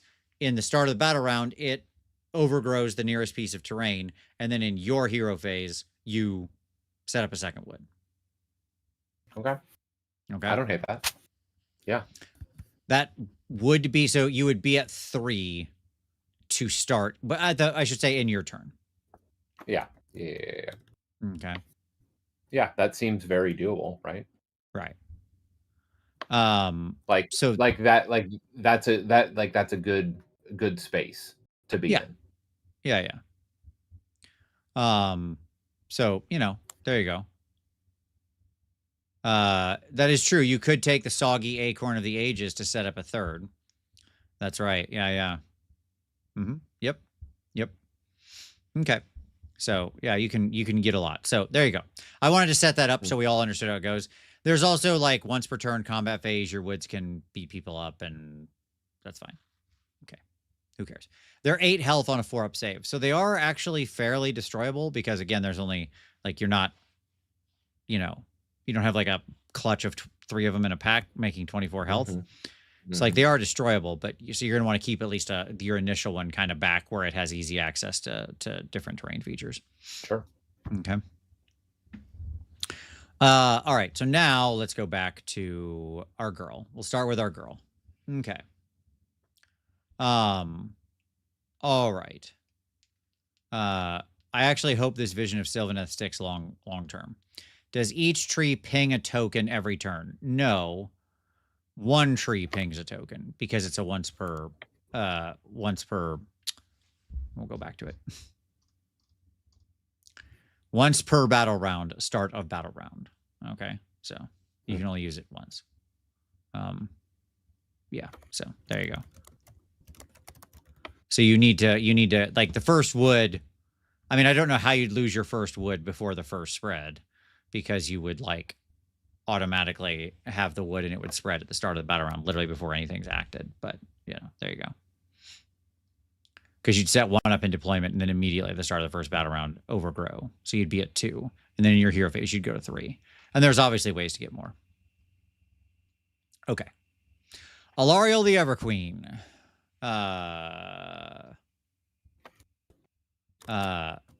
All right. Vince, it's each tree. Each tree pings. Does it? All right, let's look at this one more time, everybody. Once per battle round, start of the battle round, I get to use this ability. Pick the closest terrain feature to this terrain feature that does not have a friendly overgrown token to be the target. Why is it? Why? Once per battle round. Oh, I guess because it doesn't have Perrin's army. So, okay, yeah, I see what you're saying. Because it doesn't have army, you're right. Each tree can do it. There we go. I was just reading the army into it. Yeah. Okay. You're absolutely correct. Okay. There you go. So it is legitimately going to overgrow everything. Yeah, each tree gets a ping every round. Thank you, everybody. I apologize. Yeah. I was just like reading the army into it, even though it's not there. Yep, you're right. Okay. Thank you, everyone. Apologize for the misread there. My brain has just put once per turn army onto like every scroll automatically. So I'm sorry. So even better. Even better. I got it. There you go. All right, Alariel. Alariel's 680 points. 16 health, 4 up save, 5 up ward. She flies. She got a big beetle. It does a lot of damage. She can throw a spear. Like Alariel. All right. So what'd she do? Well, a lot of things. For 680 points, I would hope so. I mean, start of the battle round, you get to set your season. You can't use the same season 2 turns in a row, but you can bounce back and forth if you want. It just can't be the thing you picked last turn. You got 4 choices. Burgeoning, Reaping, Dwindling, Everdusk. Sure, why not? Burgeoning, each time a friendly Awakened Wildwood uses the Ever-Growing ability, you can pick any terrain feature your opponent does not control to be the target rather than the closest. Okay. So let you spread creep out farther where you might want to act. Very valuable. The Reaping, add 1 to casting rolls and chanting rolls for friendly Sylvaneth units while they're wholly within 12 inches of her. Powerful. The Dwindling, you can retreat and charge. And Everdusk, each time you use the Creeping Dread ability, stop referencing that. Stop it. You can pick up to 3 targets instead of 1. That's right. You can pick 3 targets with that ability to jump through hoops. There's no way there's 3 targets that don't have a hero within 12 inches of them. Like, you're really going all in on this bad ability. No, I will make Total Eclipse a thing. Okay. Okay. At any rate, then she's got Life Bloom. Every hero phase, she heals 2d6. Every hero phase. It's a lot of healing. It's pretty good. 4 up, 5 up, heal 2d6 every hero phase. Rock and roll. She's got a Metamorphosis spell, which is real good. This is mortal damage. And if she destroys anybody with it, you pick the closest terrain feature to the target. It does not have a friendly overgrown token, and give it a friendly overgrown token. If all terrain features on the battlefield already have a friendly overgrown token, then instead just everybody in that area takes a bunch of damage. Oh, I was looking at the points in the Battletome, or in the battle update, and they have her at 680. Are you telling me there's a different set of points that I need to go find that are wrong? Was the points they released today not the correct points? I just assumed those would be the correct points. Yeah, she's done. She either you kill her in a turn or she's living. Yes, 100%. Tom, she has an ability called the Goddess of Life. Did you notice the special thing about this? I did not. 2 CP, my dog. That's right. On Warscroll ability, that's 2 CP. That is Joining a the wild elite ranks investment. of Countercharge. Okay. Mm-hmm. Yes, the points today are not correct. Cool. Awesome. Cool. Okay. Good to know. I just assumed that when they put out the points today, they would use that opportunity to publish the real points of the book that they're releasing. But that's fine. Both exist. New points are separated, and index points are in the main PDF. Both exist. Oh, are they in this document here somewhere too? I'll look. That's not confusing at all. That's fine. No issue there. I can see no potential problem here. Where are these mysterious second points? You know, I really thought like I did the necessary here for the research on this. Like I went in, I grabbed the Battlescroll, I read through the whole book, I read over all the points and was like, okay, I see where we're at here. That all seems fine. Apparently, it was not enough. All right, I'm going to go look at the download section here and see if there's a different thing. At any rate, I'm going to do that while we're talking. So yeah, this is her 2 command points. She sets up a replacement unit. She sets herself up as a replacement unit, is what I'm trying to say, with 8 damage allocated to her. Does that make sense? She comes back. And then she's going to like heal very fast if you don't kill her very fast. She comes in the movement phase after she would have healed, so she missed the opportunity that turn, but the second we rolled the next turn, she's back. All right, battle profiles. I'm looking here. Where's it at? Where's that? This is all the new downloads.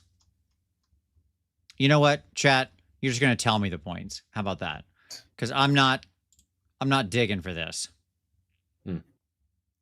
I thought I pulled the right thing, but I did not, apparently. Faction packs? Maybe? Battle profiles Sylvaneth. What is this, the one?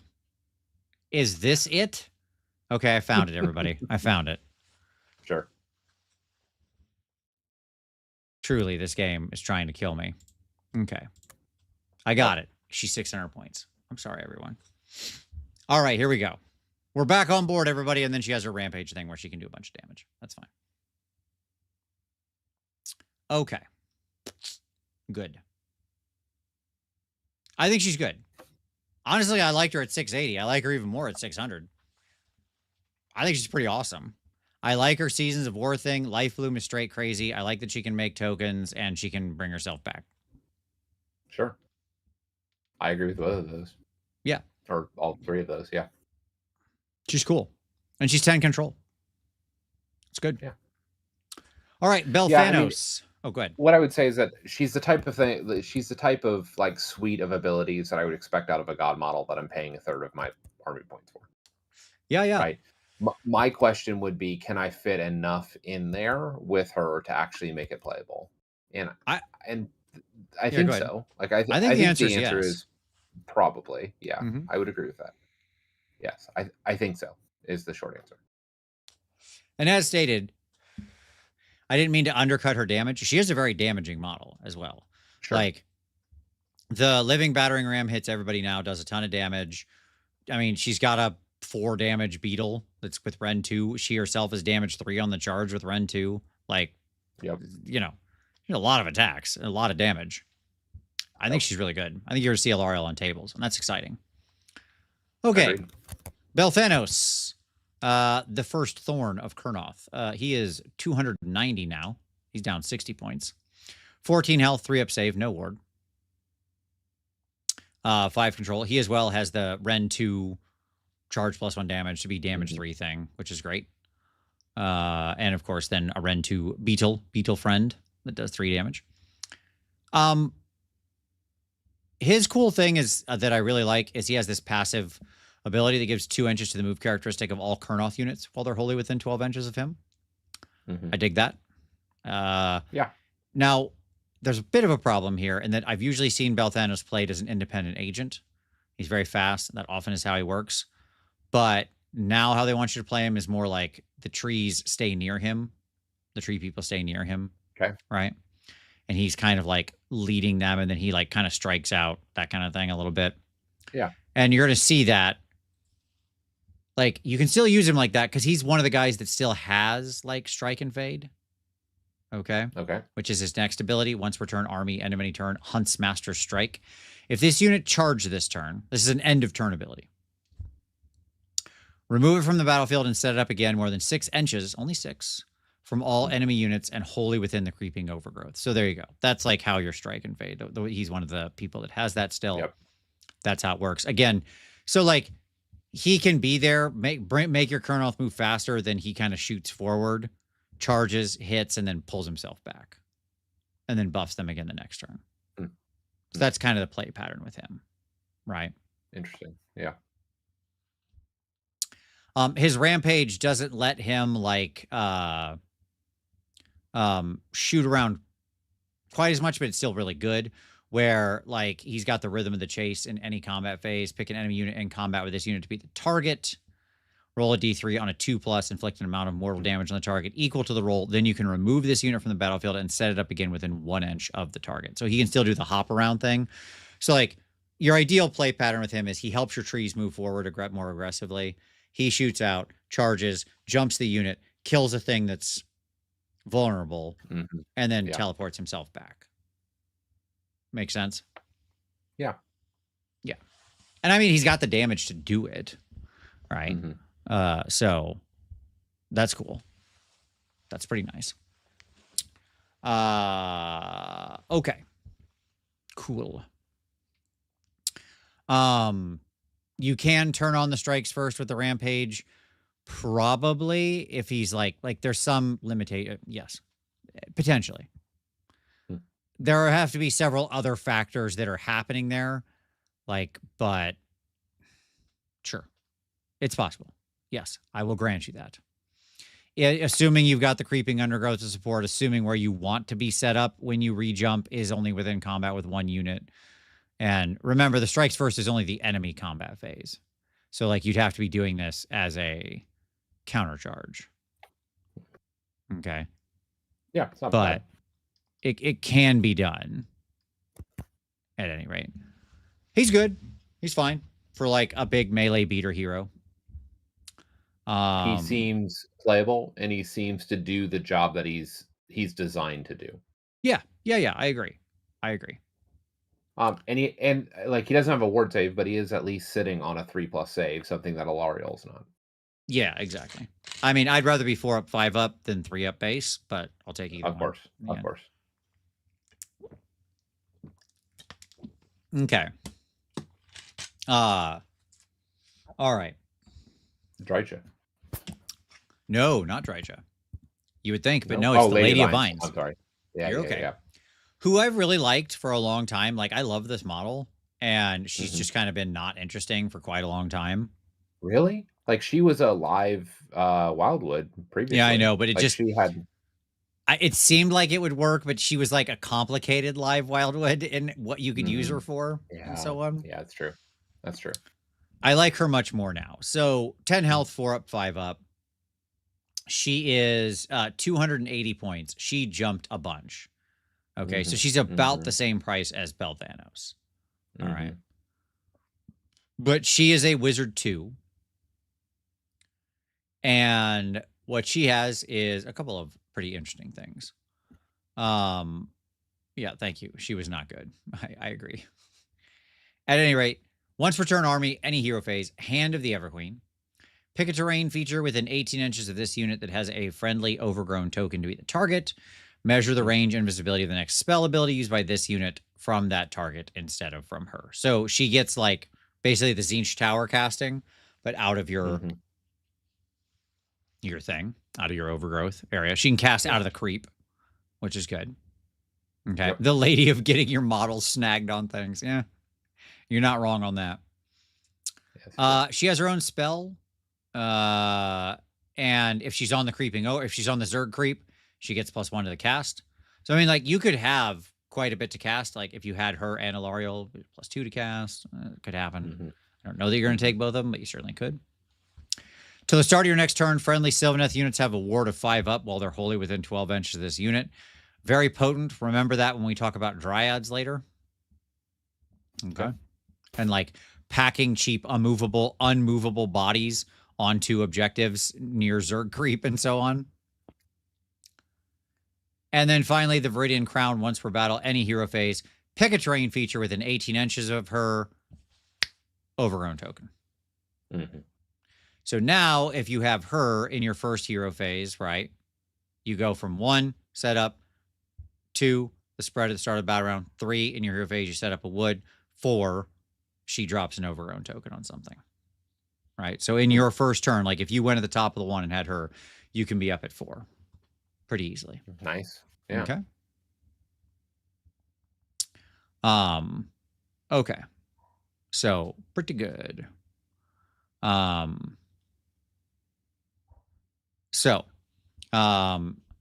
Dan Bear, I think, is behind. I think he's answering the thing I got caught on earlier, but that's fine. All right. By the way, if you haven't hit like yet in the middle, hit like, subscribe, do those things. Thank you to everybody who's super chatting. It really is nice. It helps out the show. All right, now Dryka. 12 health, 3 up save, no ward. She has a wizard 1. She got the Terror of the Deep. Enemy units cannot use run or retreat abilities while they're within 9 inches of her. Very strong. A big aura of shutting off retreat is pretty strong. Okay.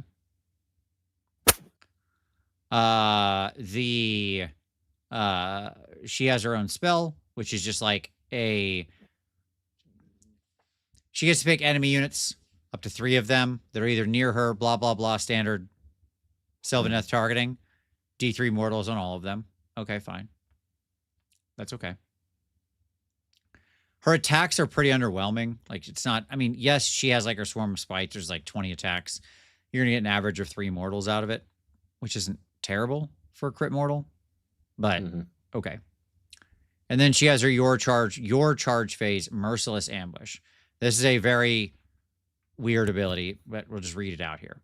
If this unit is not in combat and has not used a run or retreat ability this turn, make a charge roll of 2d6.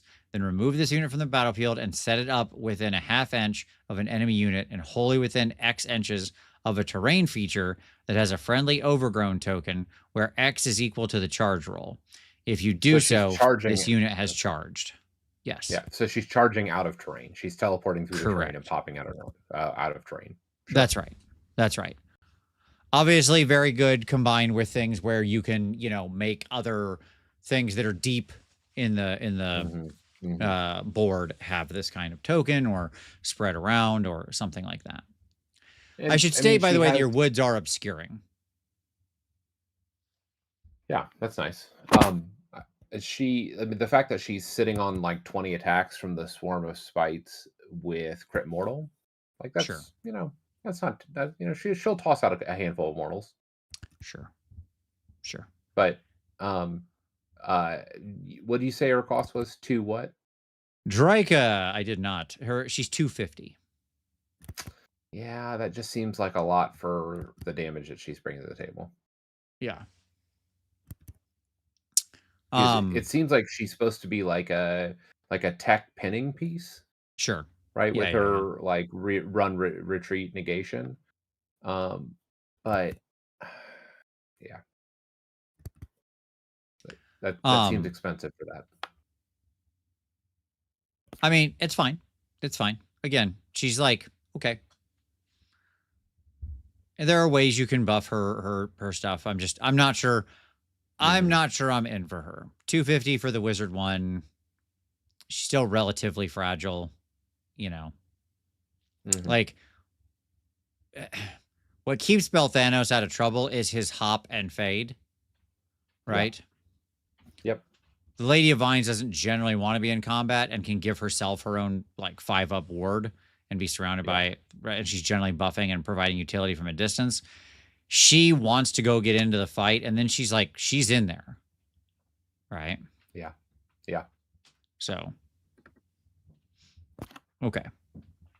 Hey, the new person, the Grove Guardian, this new one, the new lady. 7 health, 5 up save. The new Grove Guardian lady is 220. She's quite expensive for 7 health.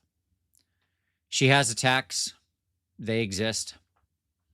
I mean, I guess she has crit mortal and a D3 damage attack, which is always funny.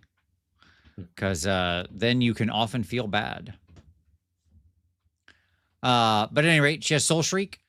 Each time a model in a friendly non-hero Revenant unit wholly within 12 of and visible to this unit is slain by a combat attack, and that model was in combat with the attacking unit, roll a number of dice equal to the slain model's health characteristic. For each 5 up, inflict 1 mortal damage on the attacking unit after the fight ability has been resolved. Okay. I really hate the world we live in where we have to write things. Like, we have to write this book of text. What have we become? Okay. Like, I get it. I know why every word in that sentence is there, but it makes me sad that we have to write it like that. That's just so much. Sure. At any rate. Then she has a prayer, because she is a priest. She's a priest 2. Which is pretty awesome. Still don't know if it's 220 awesome, but it's pretty awesome. She has Regenesis. Pick a friendly Sylvaneth unit that is wholly within the creeping overgrowth, blah, blah, blah, Sylvaneth targeting. If the chanting roll was 6+, you can pick another eligible unit to be the second target. If the target is a Revenant Infantry or Dryads unit, return up to D3 models to that unit. Otherwise, heal 3 that unit. So, what's funny about this prayer is that it has its extra effect on a 6 up when it's only based on a 4. But that's perfectly fine because it's a weird heal / thing, and like how many damaged units or how many units are you restoring models to, right? So, at any rate, cool though. She's a healer. She got that. I mean, your prayers are good, right? Yep. So having a priest 2, probably not bad. That's what I'll say. No, that's not bad. So, there you go.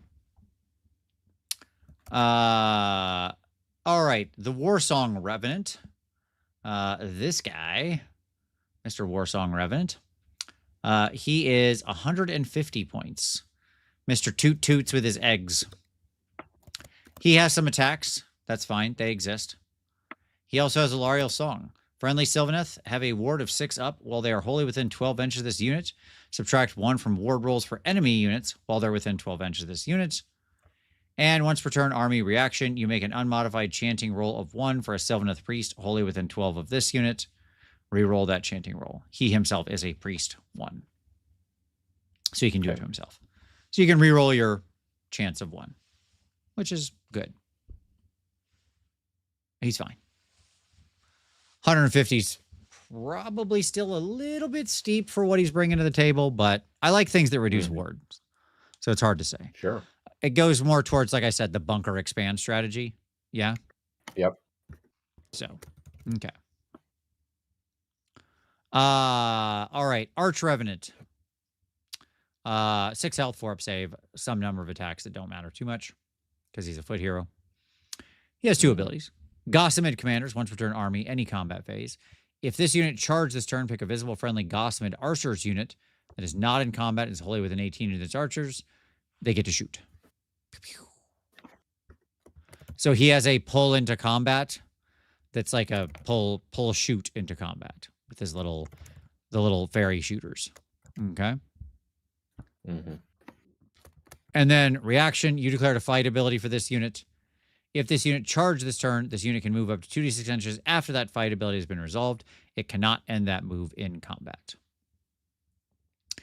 Actually, a pretty decent carrier of that artifact we talked about earlier, where he can crack someone's save off at the end of turn, because he stands a reasonable chance of still being alive after. So that's something.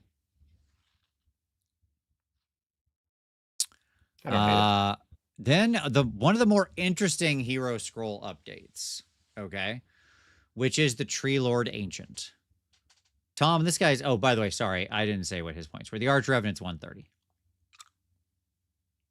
The TLA is interesting. And I'll say he, yeah, okay. I'll just read him. He's a weird dude. So first of all, he is a wizard too. Okay. And with he's 14 attacks. With decent attacks. Sure, absolutely. Like he has the whole anti-charge, so he goes up to Ren 2.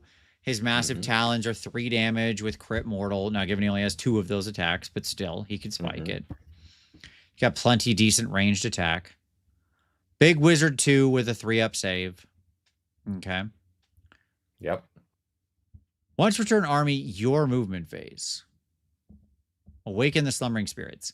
Basically, what he can do is he can rip well, I'll say it this way. Okay. Pick a visible terrain feature that has friendly overgrown token is within 12 inches of this unit. Then pick a friendly non-unique Kurnoth or Tree Lord unit that has been destroyed to be the target. So Tree Lord or Kurnoth. Can't do Belthanos because it's non-unique. It's been destroyed. Right. Set up a replacement unit with 1 model from the target unit wholly within 6 inches of that terrain feature and 9 inches from all enemy units. Then remove the friendly overgrowth token. If the target was a Tree Lord, you allocate 10 damage to it. Okay. Yep. So you're only getting 4 health back through this ability. Yeah. I don't know what to think of this. Yeah, you're getting a body back. And you can heal those wounds on the Tree Lord. So hypothetically, like you could restore them back up to full. Sure. You're cashing out on overgrown tokens. Like if you do have a preponderance of overgrown tokens, like to me, this is a wonderful, like I need to threaten an objective. Sure. Right. Like, yeah. I can imagine a world where you could throw something forward, provide some threat, let it die, and then you have this reliable fallback. Notice that this doesn't cost a command point to use. It does not.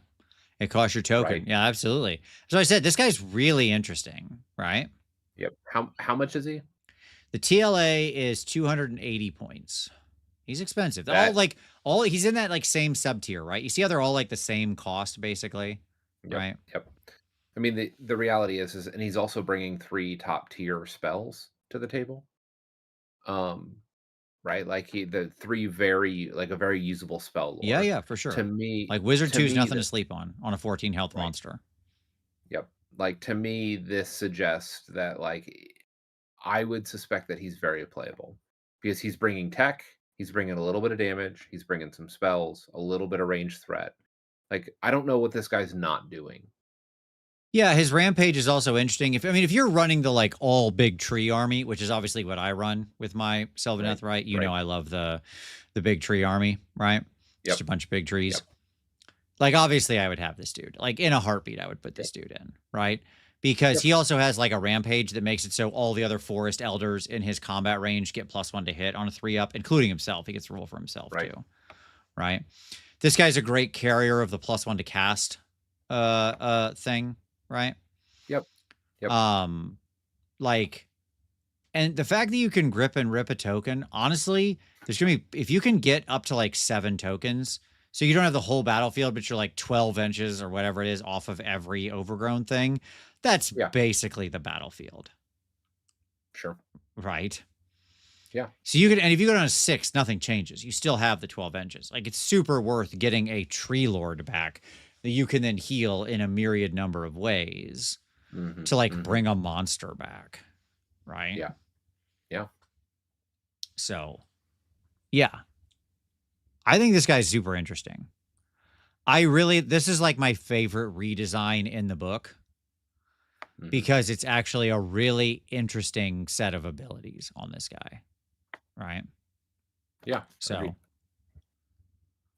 What big tree list do you run? Well, I mean, I've run all sorts of big tree lists in the past. I haven't played them since the index because I didn't like the way that the big tree list worked in the index. It wasn't interesting to me. So I haven't played around with it yet. Obviously, I just learned during this show I was looking at the wrong points. So I'll have to rebuild and see what I come up with. But I mean, I can tell you this dude would be the anchor for it. That's for sure. I would probably use a Lady of Vines in there as well. Just because I would want to be able to like pop the overgrowth token even on enemy held terrain, real bad, or like real quick. Yeah. So. All right. And then obviously it's just Spirits of Durthu and Tree Lords from there, by the way. Okay.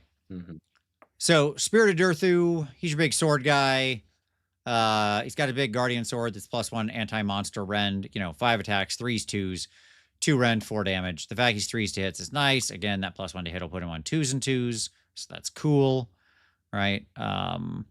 The Spirit of Durthu is 320 points. He's a big boy. But he does hit very hard. He's got 2 abilities here of note. Once per turn army reaction, you declared a charge ability for this unit. You get to add 2 to the charge roll, but you have to end that charge within ½ an inch of an enemy unit that is in combat with another friendly Sylvaneth hero. Right?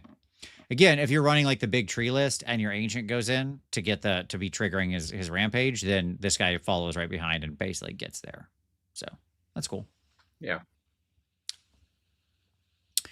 And then once per turn army, any combat phase, his rampage, pick an enemy, non-fly infantry or cavalry unit that is in combat on a 3-up. The target has strike last for the rest of the turn. Boom, boom. Shake the earth. So, pretty good. Strike last is always good. And then your basic Tree Lord, 14 health, 3-up save, just a monster. The basic Tree Lord is 260. He wants to be charged. That's kind of his thing. It ups his rend. He has the Lash and Tangle. Pick an enemy unit that has had any damage points allocated to it this turn by attacks made with this unit's Strangle Roots, the shooting attack, to be the target. Effect, roll a dice, add 1 to the roll if the target is within the creeping overgrowth. On a 3-up, subtract 1 from hit rolls for the target's attacks until the start of your next turn. So that's cool. By the way, his shooting attack is like not terrible. It's 3 attacks on 3s, 2s, rend 1, damage 2. It's fine. Yeah, like it's not impossible to get damage through is my point, which is what you're actually trying to do. You just need some kind of damage. Like it could potentially put pressure. Yeah, I'm just more looking like to give them a blanket neg 1 to hit because I'm going to be stacking that with like the neg 1 to wound or whatever, right? Yep. And now all of a sudden everybody's just completely neutered if you get them in that place, right? Yeah. Yeah. And then they have a like their rampage is like the Slaya model thing. Okay. Great. Branch Witch, our last little hero, the tiny little lady. She's a wizard 1. She is 100 points. Just 100 points. That's what she is. She's a wizard 1. You get to her only ability is pick an enemy unit that's within the creeping overgrowth or that is visible to this unit and within friendly territory to be the target. On a 3-up, add 1 to wound rolls for combat attacks that target that enemy unit for the rest of the turn. Despite only having 1 ability, it's a very good ability. So, sure. Because again, they just have to be. This one is actually templated correctly. They just have to be within the creeping overgrowth. So if even like a corner of one of their bases, right? Boom. Yeah. +1 to wound on a 3-up for like everybody in your army who goes and attacks that thing. It's pretty decent. All right. Dryads. I mentioned them earlier. Here's why I say Dryads, Tom, I actually think are pretty good. They're only 1 health with a 5-up save. Okay? Sure. Which is Garbo. And to be clear, they basically don't do damage. Right. Like, but they're cheap and they can sit on points. Correct. So like they are 10 for 90 points. That's great. And as long as they're within the creeping overgrowth, it's -1 to hit and wound for all attacks that target them. Not just melee. All attacks. That is like very meaningful. And remember, if you've got the lady who can just pass out the 5-up ward, right? Yep. Like -1 to hit, -1 to wound into, 20 health on a 5-up, that will actually stick around. As like Nurgle's whole thing is that right now. Sure. With their like Pestigore. That's basically their profile. And they're just unkillable. It just neuters everything you're going to put into them. right? So I actually think as like point holders within the Creeping Zerg, they're really strong. Like I think basically a 20 pack of these just kind of existing in your army is pretty worth it, especially if you have the Lady of Vines in your list. So okay, I think that's where they get really worth it. So I'm like, in case you can't tell, I'm pretty high on the Lady of Vines. Like she's just doing a lot of stuff I want to do. Like being a 2-cast wizard who can hand out a 5-up ward and make something and give me another overgrown token and cast all the good spells, like, you know, from anywhere. Yeah. Like, this seems good. Yeah, and the Dryads, that's right. Thank you. You can also bring back 10. Because remember, they're like one of the units that with a command point, you can regurgitate half the unit. Yes, regurgitate. I stand behind that. I didn't mean regenerate. I meant exactly what I said. Okay. Cool. Tree Revs. Good old Tree Revenants. They are 5 for 110. They went up a bit. Okay. They are Revenants, as you would expect, as the name implies. Okay. This is where I talked about like the creeping attrition, though. Talk about a unit that's kind of changed roles over the year. Remember when these guys were like the teleport masters that threaten stuff? I do. That's not what they do anymore. I do. That's not them. Now they're like the guys who want to kind of sit there and fight. I'm not sure actually if these have a super good purpose. While this unit is in combat and has not charged this turn, add 1 to the damage characteristic of their melee weapons. So they either want to get charged or hang out in combat for a while. Yeah, they want to be grindy, but you don't have a lot of wounds, and they have no defenses. And so like it just seems like a bad game plan. I agree. Like Tree Revenants and Spite Revenants, only one of them can ever be good in any version of this book, right? And it just like hops back and forth as to which one is valuable. Sure. Well, let's read Spite Revenants. Spite Revenants, same basic profile on the wheel, right? However, they make 3 attacks on 3s, 4s, no rend, but crit mortal. So I'm already, how much do they cost? The Tree Revs, like I said, are 110 for 5. The Spite Revenants are 80 for 5, Tom. 80. Wild. So that's pretty good. Shadow Creep. Once per turn, army your movement phase. If this unit is wholly within the creeping overgrowth, remove it from the battlefield and set it up again. Wholly within some distance of a terrain feature. I got to clean my monitor. 3 inches of a terrain feature. There's paint splatters on my monitor, I'm not going to lie. And more than 9 inches from all enemy units. Add 1 to charge rolls for this unit for the rest of the turn. That's right. They're dropping that charge in on an 8. Stonks. That is stonks. Yeah. 80 points. So a reinforced unit of 10 has 20 health. All right. Yep. Comes in with 31 attacks that are crit mortal, producing an average of 5 point some change mortal wounds before you've resolved any of their other attacks.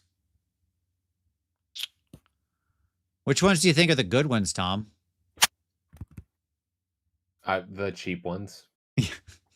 The cheap ones with crit mortal that can teleport and then charge on an 8? Yeah. Wild.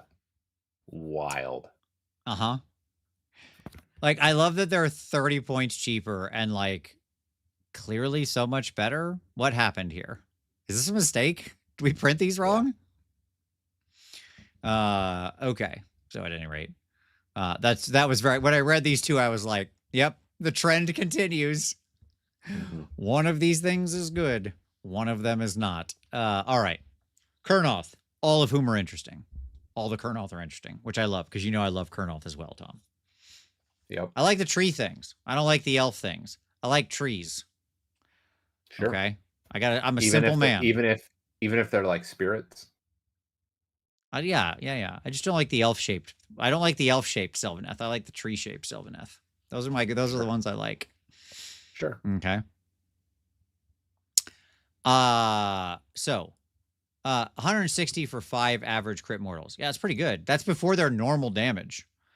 And remember when I talked about, quick aside, you can bring those guys back. They benefit from all the infantry revenant stuff, so you can resummon half the unit once they die.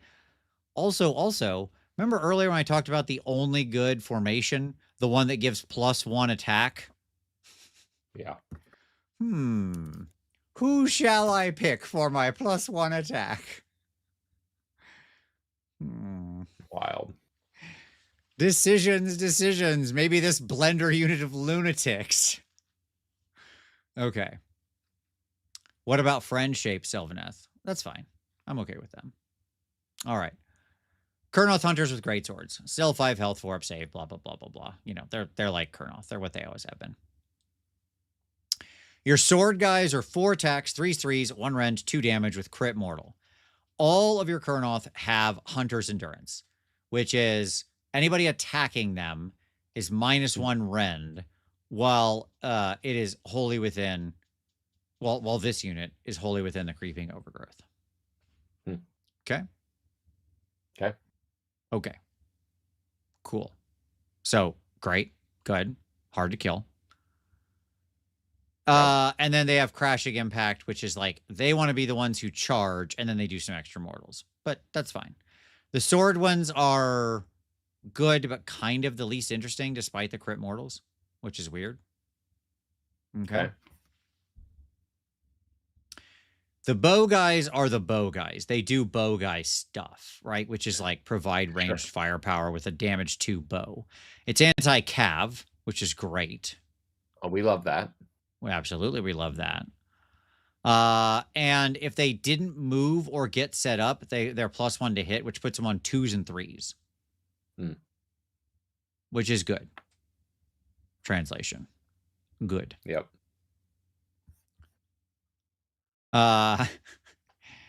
Doing Crime says, Treeple are greater than elves, but bugs are greater than Treeple. Okay.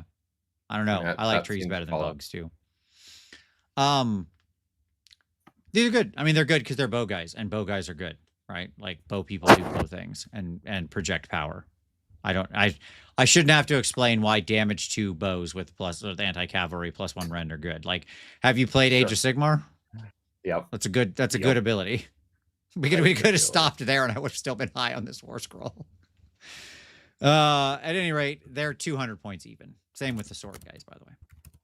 Okay. Now, your hunters with great scythes, I like a lot because I think they play way better into your strategy, like into the general strategy of the army of like the land expand, spread your Zerg creep, conquer, right? Sure. Draw them in and then destroy them.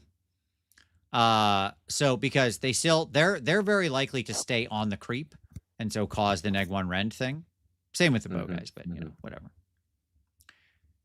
They're 3 attacks, 3s and 3s, 1 rend, 3 damage base. They've got anti-charge +1 rend. So they're going up to 2 rend if someone charges them. Okay.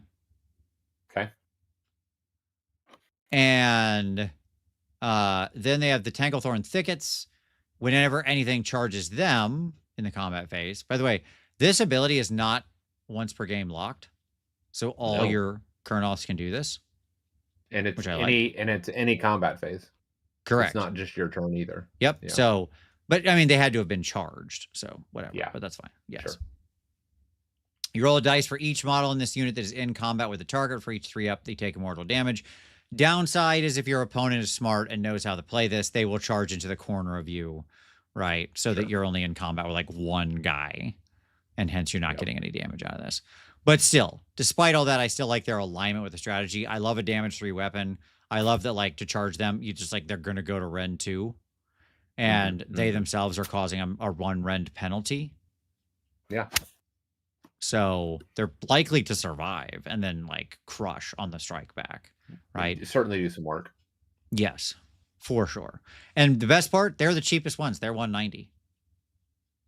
So seems pretty good. They would likely have a role, is what I would say. I agree. I mean, I think a 6-pack of these in the heart of your line is just like, just screaming, "Don't touch me!" Right? Okay. Spite Rider Lancers and the Revenant Seekers. These are both Revenants, but they're non-infantry, so they can't get summoned back. They both move 12, 5 health, 4 up save, control 2, all of that kind of stuff. Now, some people were defending the Lancers earlier because they, they're 3 attacks, 3s, 4s, rend 1, damage 1, crit 2 hits, charge plus 1 damage. So they do go to damage 2 on the charge. And then the bugs are companion attacks with 3 attacks, 4s, 3s, 1 rend, 2 damage. Okay. They have the strike and fade thing. They're the other big unit with the strike and fade thing. They can go in, hit, go away. People are asking why I don't like these guys. So a couple of reasons. First off, they're like 220 now. They got more expensive. Okay. Sure. They're very mobile, and I like the strike and fade thing. It is cool. But they're really swingy on the damage because of the 3s and 4s and 4s and 3s. It is really easy for these guys to like whiff out. Yep. They're also on like really big bases individually. Like this is actually just a material thing of playing them on the table. Because they're on like those big round bases. Space. Yeah. Yeah. And so like it's just actually hard to say like, well, I'll take a 6-pack of them and charge in and do a bunch of damage. And it's like, I guess it's often actually kind of a hard fight to have. Right. You often just like don't have the mobility, the target capability to get where you need to get. I've played against Spite Rider Lancers like a lot of times on this on basically this profile. It didn't change that much. Right. And the number of times I've just watched them like not been able to fight properly. Right. Yeah, because they can't get in. Yeah. Now, or like the Spite Riders though are on a bigger base though, aren't they? They're both on the same one. The Spite Rider Lancers are on like the Spite Rider Lancers are on like a 60 mil round. Okay. It's a pretty big, like kind of weird base to navigate if you're talking about like a 6-pack. And either way, at like 220, that's actually pretty expensive. And I just like if you average out these guys' damage with like the 3 attacks each, even with the crit 2 hits, it's just not like you're not going to get the 220 or the 440 points of damage out of them. They're very survivable, which is cool because they can like leave. Right. But I just think they're kind of a trap. I'm sorry. If somebody wants to really defend them, cool. That's okay. Like I'll accept that I could very well be wrong here. I'm just giving you my read of them. Now, admittedly, I am biased. I've never really liked the bugs. Okay. I agree it's weird they're not on the long ovals. They should be on the ovals. They'd be a lot better. It's because the way they model them with those wings, I suppose, probably. I don't know. Then you got the Revenant Seekers. They're 180. They have crit mortal, but they only have 1 damage attacks. And they only have 3 attacks. So, like, you're not, a unit of, let's say, 3 is making 10 attacks. You're getting an average of 1.5 mortal wounds out of them. Okay. Right. It's just, yeah. All right. And then they have if it did not charge this turn, pick an enemy unit in combat with it be the target, and they give them -1 to the attacks characteristic. This feels like I could sort of defend the Revenant Seekers maybe having a 3-pack that just like sits in the middle of your line as like it's very spread out because they have that 2-inch coherency, not to ever do anything, but basically be like this weird 2, 4, 6, 8, 10. They'd be like a 16-inch bubble in the middle of your line, right? Yeah. That's how much that's their combat range spread of like -1 to attacks. Okay. That's probably defensible for 180 points as like your to pin the center of your line as you move forward. Because nobody's going to want to chop them down. They don't do much of anything, right? And it's just like a distraction to have to attack them, right? Yep. So, the Beardo, at what point would you take he said dancers, but I assume you mean lancers. If they were the same 180, I'd be more interested. Honest answer. I just think they ultimately don't do a lot of damage. And like I'm looking at them like a hammer unit. Yeah, I knew what you meant, Beardo. It's all good.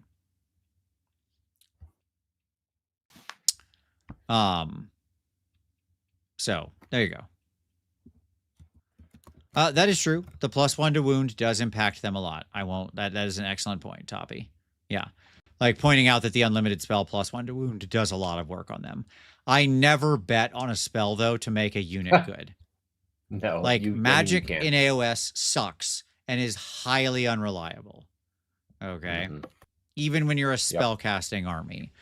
I have failed out every spell in a Tzeentch army with bonuses to cast. I'm not betting on it in an average magic army. All right. Yeah. Magic needs to be like supplementary, not part of the battle plan. Right. And like these guys, if they need spells to be good, you're throwing good money after bad. That's ultimately my argument. I'd rather start with units that are just good base. Sure. Right. And then they get really good when you invest in them. Yes. I do agree with that. Like attacking trees is a trap if you're in the +1 attack subfaction, which is what you're in. Like, yeah, go ahead, blow up one of my trees. All right, let's zoom somebody up next turn. Your Gossamids are your Gossamids. They're like they're your little strike and fade shooters, right? They can float away d6 inches, so that's fine. Crit auto wound and shoot in combat and all of that. They're your little flying revenants, which is cool. And then the twist wield, which is either like the mixed weird hybrid. The mixed weird, unit. I don't know what to do with this thing, man. It's 100. Oh, by the way, I should say the Gossamed archers are 120, which is fine. Like they're fine. They do what they do. And the twist wield, which okay, I will admit they have a generically weird and unique ability. It's called latching paraspites. Funny. Like I said, this and Nurgle are like the same thing. Yeah. Okay. Which is hilarious given the lore. Right. So at any rate, latching paraspites. Pick an enemy unit in combat with this unit to be the target. If once per turn, army, end of any turn. So you had to get them in combat and they've survived. That's what we're assuming is happening here. Okay. Yep. All right. There are 8 models in this unit, 16 health on a 5-up save. All right. The target has the infested keyword for the rest of the battle. Infested enemy units cannot move more than 6 inches when using non-charge move abilities. This is a legitimately interesting ability. Okay. You charge them into their fastest hammer unit. Okay. Sure. Yep. And you just like, you need one guy to live. That's it. Just like try to minimize the attacks. You just need one guy to live. So if they're relying on some like 14-inch moving cav or something, right? Yeah. You get in there, you do your thing, you infest them, and then like if they die, what's their point cost? 120. Like if not, you're just gonna retreat them away. It might be worth the tech for it, right? Because you have how many wounds in this unit? Let's see, 16. 16. That's not bad. 16 on a 5-up. Like, I mean, it'll probably survive the off-turn crackback. Yes, probably.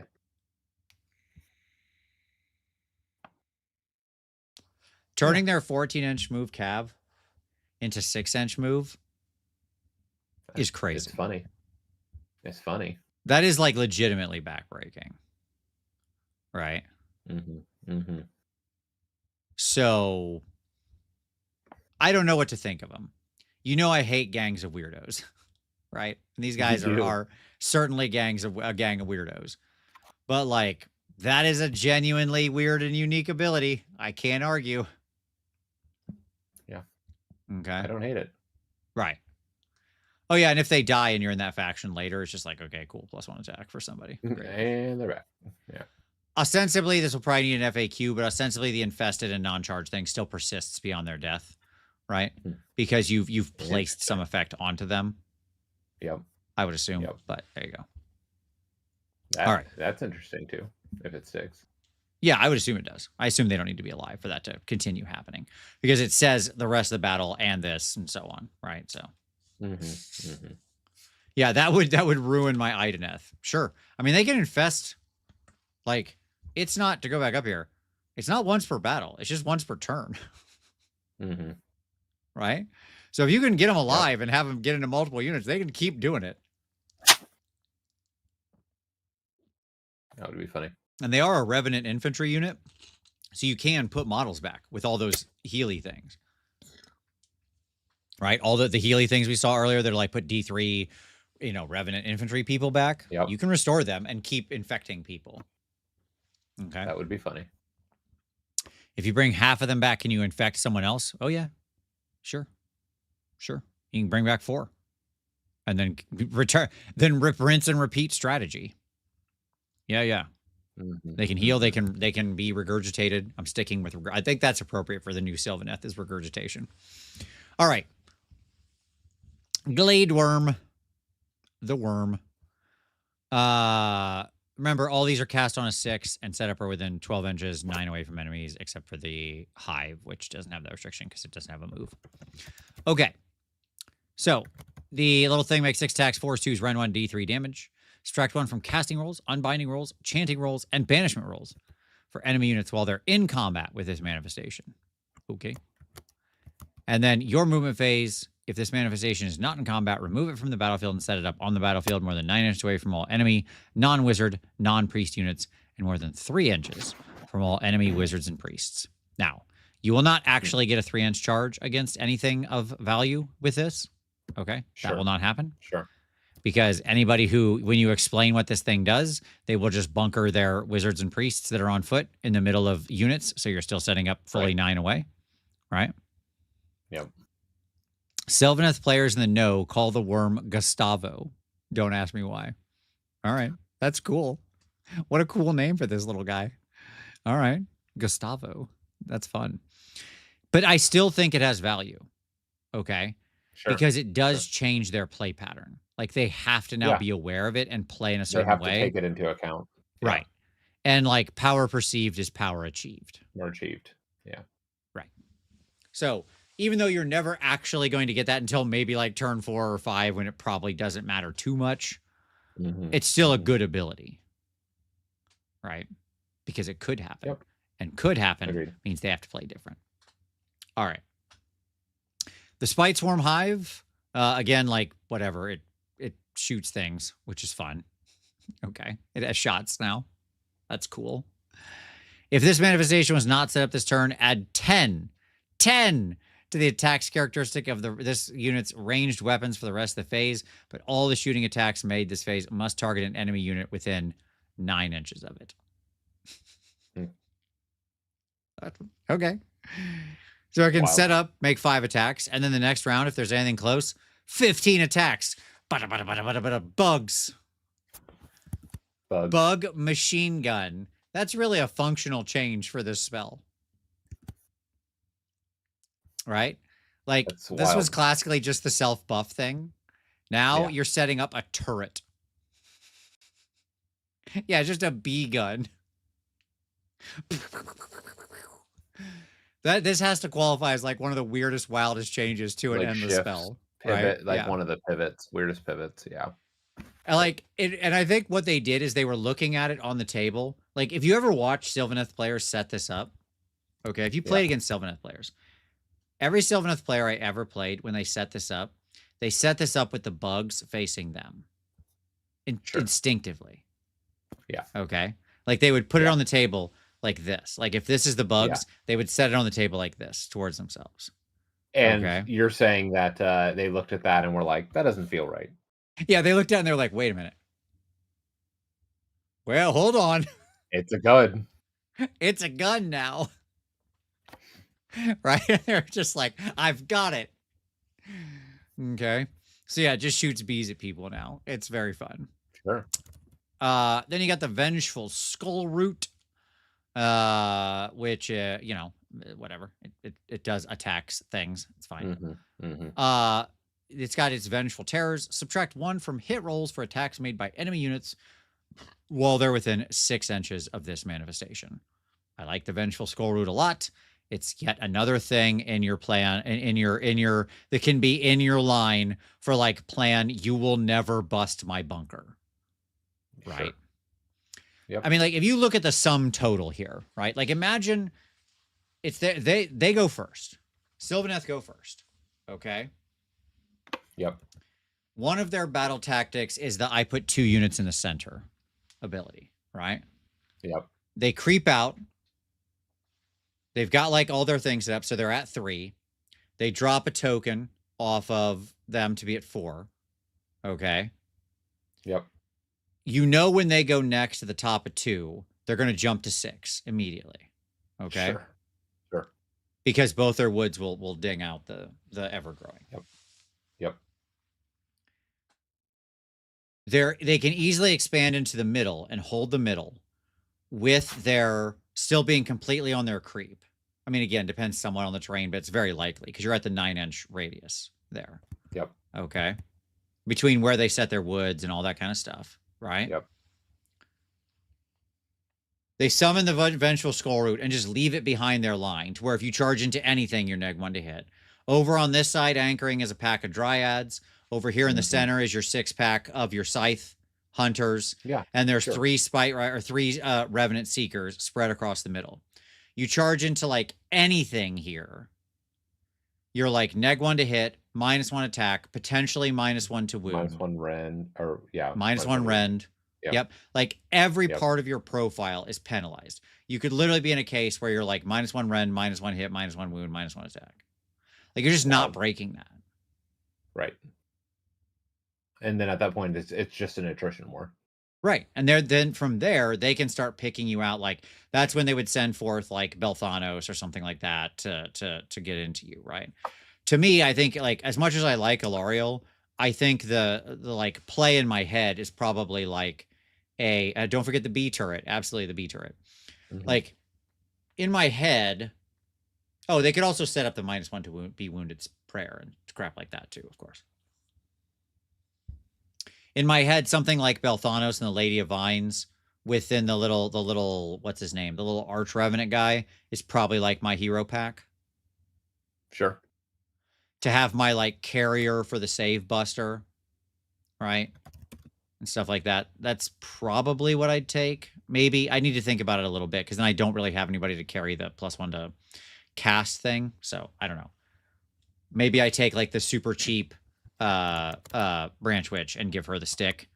She's only got 1 spell, but again, she can give me like +1 to wound any enemy stupid enough that comes into me. Right. And she's cheap enough.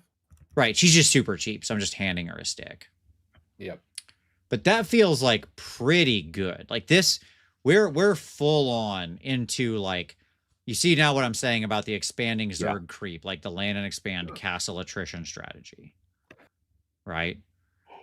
So anyways, yeah, it's interesting. So there you go. All right. It feels playable. For sure. It's definitely going to be like a super tough nut to crack. I think like where it gets tricky is on some of the boards where you need to like spread way out or something like that. That's probably why you need like some spite revs in there or something to go like jump around terrain and go get something or whatever. I think it's doable. All right, let's talk Armies of Renown, Tom, and then we'll call this a night. This super long show. All right, where are we at time-wise? Too long probably is the answer. All right. Hey, thanks everyone for sticking with us this long. You're all awesome. If you haven't already hit like, please do so. And thank you to everybody who's super chatted, who's keeping the conversation going. Hit them buttons, click things that make dings. Those super chats really do help support the show. All right. You know what makes me super sad, Tom? Is that like I thought I was gonna get when I first read through these, I was like, where's my tree army? All trees. Yeah, all big trees. And I was like, I didn't have one because I read. And then I looked back at him, I was like, what am I talking about? They tricked me. They tricked me because this first one is secretly the tree army. Okay. Okay. Sell me on it. All right, here we go. You got the Lady of Vines. I already talked about how I like her leading my tree armies. Here she is. You can have any non-unique forest elders. Perfect. That's my tree lords, spirited Durthus, and TLAs. Okay. I can also have my Kurnothi, which are my little trees. Great. Those are my choices. All my tree people. Literally everyone who looks like a tree. I actually would have liked it if we had the little dryad lady in here, even though she sucks in this army and has no purpose. It still would have been neat because she's mostly tree. Like, she does not really look at all like person. Tree. Well, okay, and also, like, you're going to miss all the rest of the other trees, too. But sure. Sure. That's fine. Okay. So, already, like, when I first glanced over them, I was like, oh, I didn't, because I was looking for something that would just, like, said, you know, take all the trees. It didn't read like that initially. But it does. It is. That's what it is. Okay. Here we go. Deployment phase. Dormant heroes. If there are more friendly Lords of the Clan units on the battlefield than there are in reserve, pick a friendly Lords of the Clan monster unit that has not been deployed. It sets up in reserve as a dormant forest spirit. Okay? So you can put half your units in reserve. Yep. Simple enough. All right. And then once per turn army deployment phase, which is a weird sequence of words to read. But here we are. Is that a turn? Okay. Per turn army deployment phase. Okay. Sure. Elder Authority. You can only use this ability if there is a friendly Awakened Wildwood on the battlefield. Even in Armies of Renown, you still get your faction trained, so it's fine. So we're in deployment phase. Yep. Step 1, I put out my faction trained woods.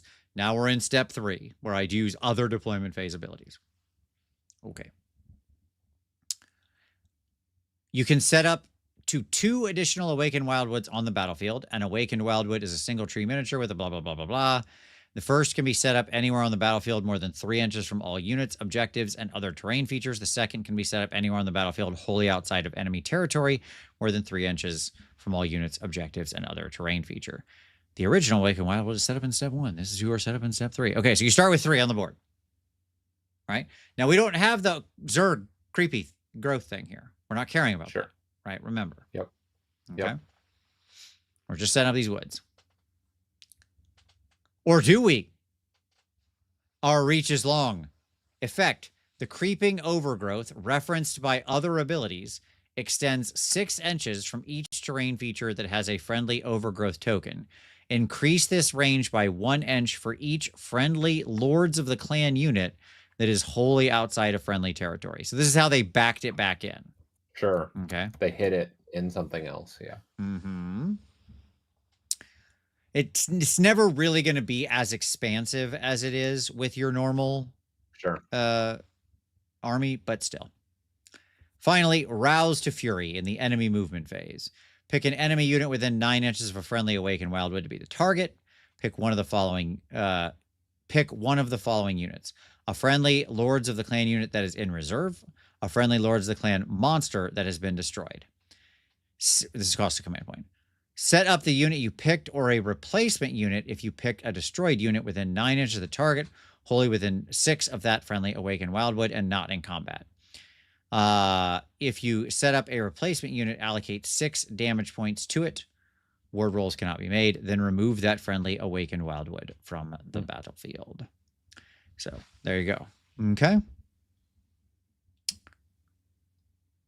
Your heroic trait is Ancient Might. This unit can use charge abilities even if it is in combat. That's cool. That is cool. That's awesome. This is like a good heroic trait. I'm a fan of charging out of combat. Yeah. This is better than any of the heroic traits in the normal book. I mean, that's true. The artifact is a straight you heal 3 at the end of every turn. Okay. Your spell lore is you if there are fewer than 3 friendly Awakened Wildwoods on the battlefield, you can set up a friendly Awakened Wildwood wholly within 24 inches of the caster, more than 3 inches from all objectives, more than 1 inch from all blah, blah, blah. If there are if there are fewer than 9 friendly Awakened Wildwoods, I apologize. 9, not 3. I said 3 by habit, but it's 9. If there are 9 friendly Awakened Wildwoods on the battlefield, heal 3 each friendly Awakened Wildwood instead. This is your unlimited spell. Tree, tree, tree, tree. You do have to go back to max trees for this. With the normal army, you're basically riding with 1 box. And that's it. Right. You're done. Right. With this, you're back to your like 3 boxes of trees. Downside. Prayer lore. You got your Song of Persistence. Pick a friendly Lords of the Clan priest. Pick a friendly Lords of the Clan monster that is wholly within the creeping overgrowth, or that is visible to them and wholly within 12, blah, blah, blah, until it starts your next turn. Ignore the effect of the battle damage ability on the target. In addition, if the chanting roll is 6+, they get a ward of 6 up. Okay. It's kind of dumb, but whatever. And then you have the standard, I get to cycle through the manifestations thing. Their new cheat to give all of them, to give them the normal manifestations lore. Tom, I love this Army of Renown. This is what I wanted. I hear that. I hear that this is deeply resonating with your passions. Yes. This is my tree army I wanted. We jettisoned all the dumb crap from the battle traits I didn't care about, right? And we just get fun stuff. I don't know if I'm actually ever putting anything in reserve, but I love that I can call my trees back, right? Sure. Yeah. And all my TLAs are just like woods, woods, woods, woods, woods. Whoop. Everywhere. Everywhere woods. So even though even though the radius is shorter, won't matter that much. You're basically should be covered. Then you got the Soul Pod Guardians. Vince Treebeard cosplay win. Yes, exactly. Absolutely. Nothing possible, Cabbage. As I said, when I first glanced, I thought it wasn't going to be what I want, but it's exactly what I want. It's what I want. I am happy. The Soul Pod Guardians is really the one I don't care about. Grove Guardian, Branch Witch, any Revenant units. So there you go. Sacred Groves. You must use this ability. Set up 3 Awakened Wildwoods and Awakened Wildwood, blah, blah, blah. The tips of each crescent-shaped base much touch, forming a circle. So you have to actually make a little grove, right? Yep. Once you've done so, for the rest of the battle, the 3 tree miniatures join to form one Soul Pod Grove terrain feature. The area inside the circle formed by the trees is part of the terrain feature. Okay. Got it. With you. That's fine. Jade Haven. The health characteristic of your Soul Pod Grove is 18. The creeping overgrowth extends 12 inches from it. If your Soul Pod Grove has been destroyed this battle, add 2 to the attacks characteristic of all your units. You cannot allocate more than 10 damage points per phase to friendly Soul Pod Guardian to a friendly Soul Pod Guardian's unit while it is wholly within 12 of your Soul Pod Grove. Remaining damage points inflicted on it in that phase have no effect. Okay. So I get a little ring of woods that has a 12-inch circle from it. Yep. And all of my Revenant stuff, when it's standing very near that, can't completely die in one round. And one of my abilities is triggered only if the thing that gives me all my other abilities dies. Sure. Tom, what is this? I don't know. What is this? I get like a Druid Grove. I understand what that is. I've played D&D. I don't know what they're invoking here. I assume a Druid Grove. What does this do? Like, we'll talk about the next page in a minute, but what does this do? You've done so. What, like, legitimately, what is this? Like, yes, per phase, they can't take more than 10 damage. That's neat. Within the range of your tiny little grove. Okay. You get +2 attacks if it's been destroyed. I understand. I got that. I'm not sure that's what it does. It gets destroyed to give you +2 attacks on your a friendly Soul Pod. Yep. Those units. All right, look. Then you got your other things, your heroic trait. If this unit is destroyed while it's within the grove, you heal 10 before removing. And you're back. You're alive. Yeah. Yep. Or no, I'm sorry. I read that wrong. I read that wrong the first time I read this because I started reading this one and I checked out. You heal 10 your soul pod grove. Oh, great. Well, I wasn't attacking that anyways. I was just going to go ahead and kill your army. Or better, I was just going to go ahead and win the game since you seem to be standing in a very tiny radius of one area of the board. And this is a game about standing on circles and going places and doing things. So I'll tell you what, you can keep that little area. I'll go ahead and take the rest of the board. Yeah. Right?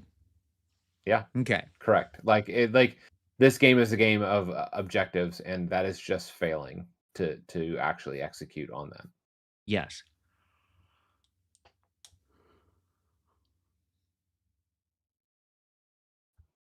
You get an artifact that once per battle, you can go teleport home to your soul pod grove. What were you doing anywhere else but near it? You don't get any abilities when you leave. Yeah. Okay. Yep. Well, it's 24 inches like horizontally, but the way you set it up in your territory in a lot of games is not going to be such that it's 24 inches deep. And if it's that far out, like if you really can get it that close to the middle, again, in a lot of those scenarios that are like that, there's like 4 objectives around the outside. I'll just go there. You can have that part. You can have that part of the board. That's yours. I don't care. Keep it. Yep. I didn't need it. Yep. Congratulations. You have taken that. Like, it's just not actually that big of a space. It's not tiny. No. But like, once you actually set this up, this is not actually a lot of space on the board. Well, it's just not realistically going to win the game. No, you're like operating on a tether. Right. Right. So, okay. And then you get a to add insult to injury, you get a control score bonus thing, which is hilarious. Cool. Cool. You get a free move thing, a thing I'm not going to really need because I'm probably not going far away from my grove, and then you can summon some manifestations. So this is the joke one. I'm glad the tree lords weren't the joke one. I'm glad they're the real one in this one. Agreed. So that's cool. We got that going for us. Anywhom, there you go.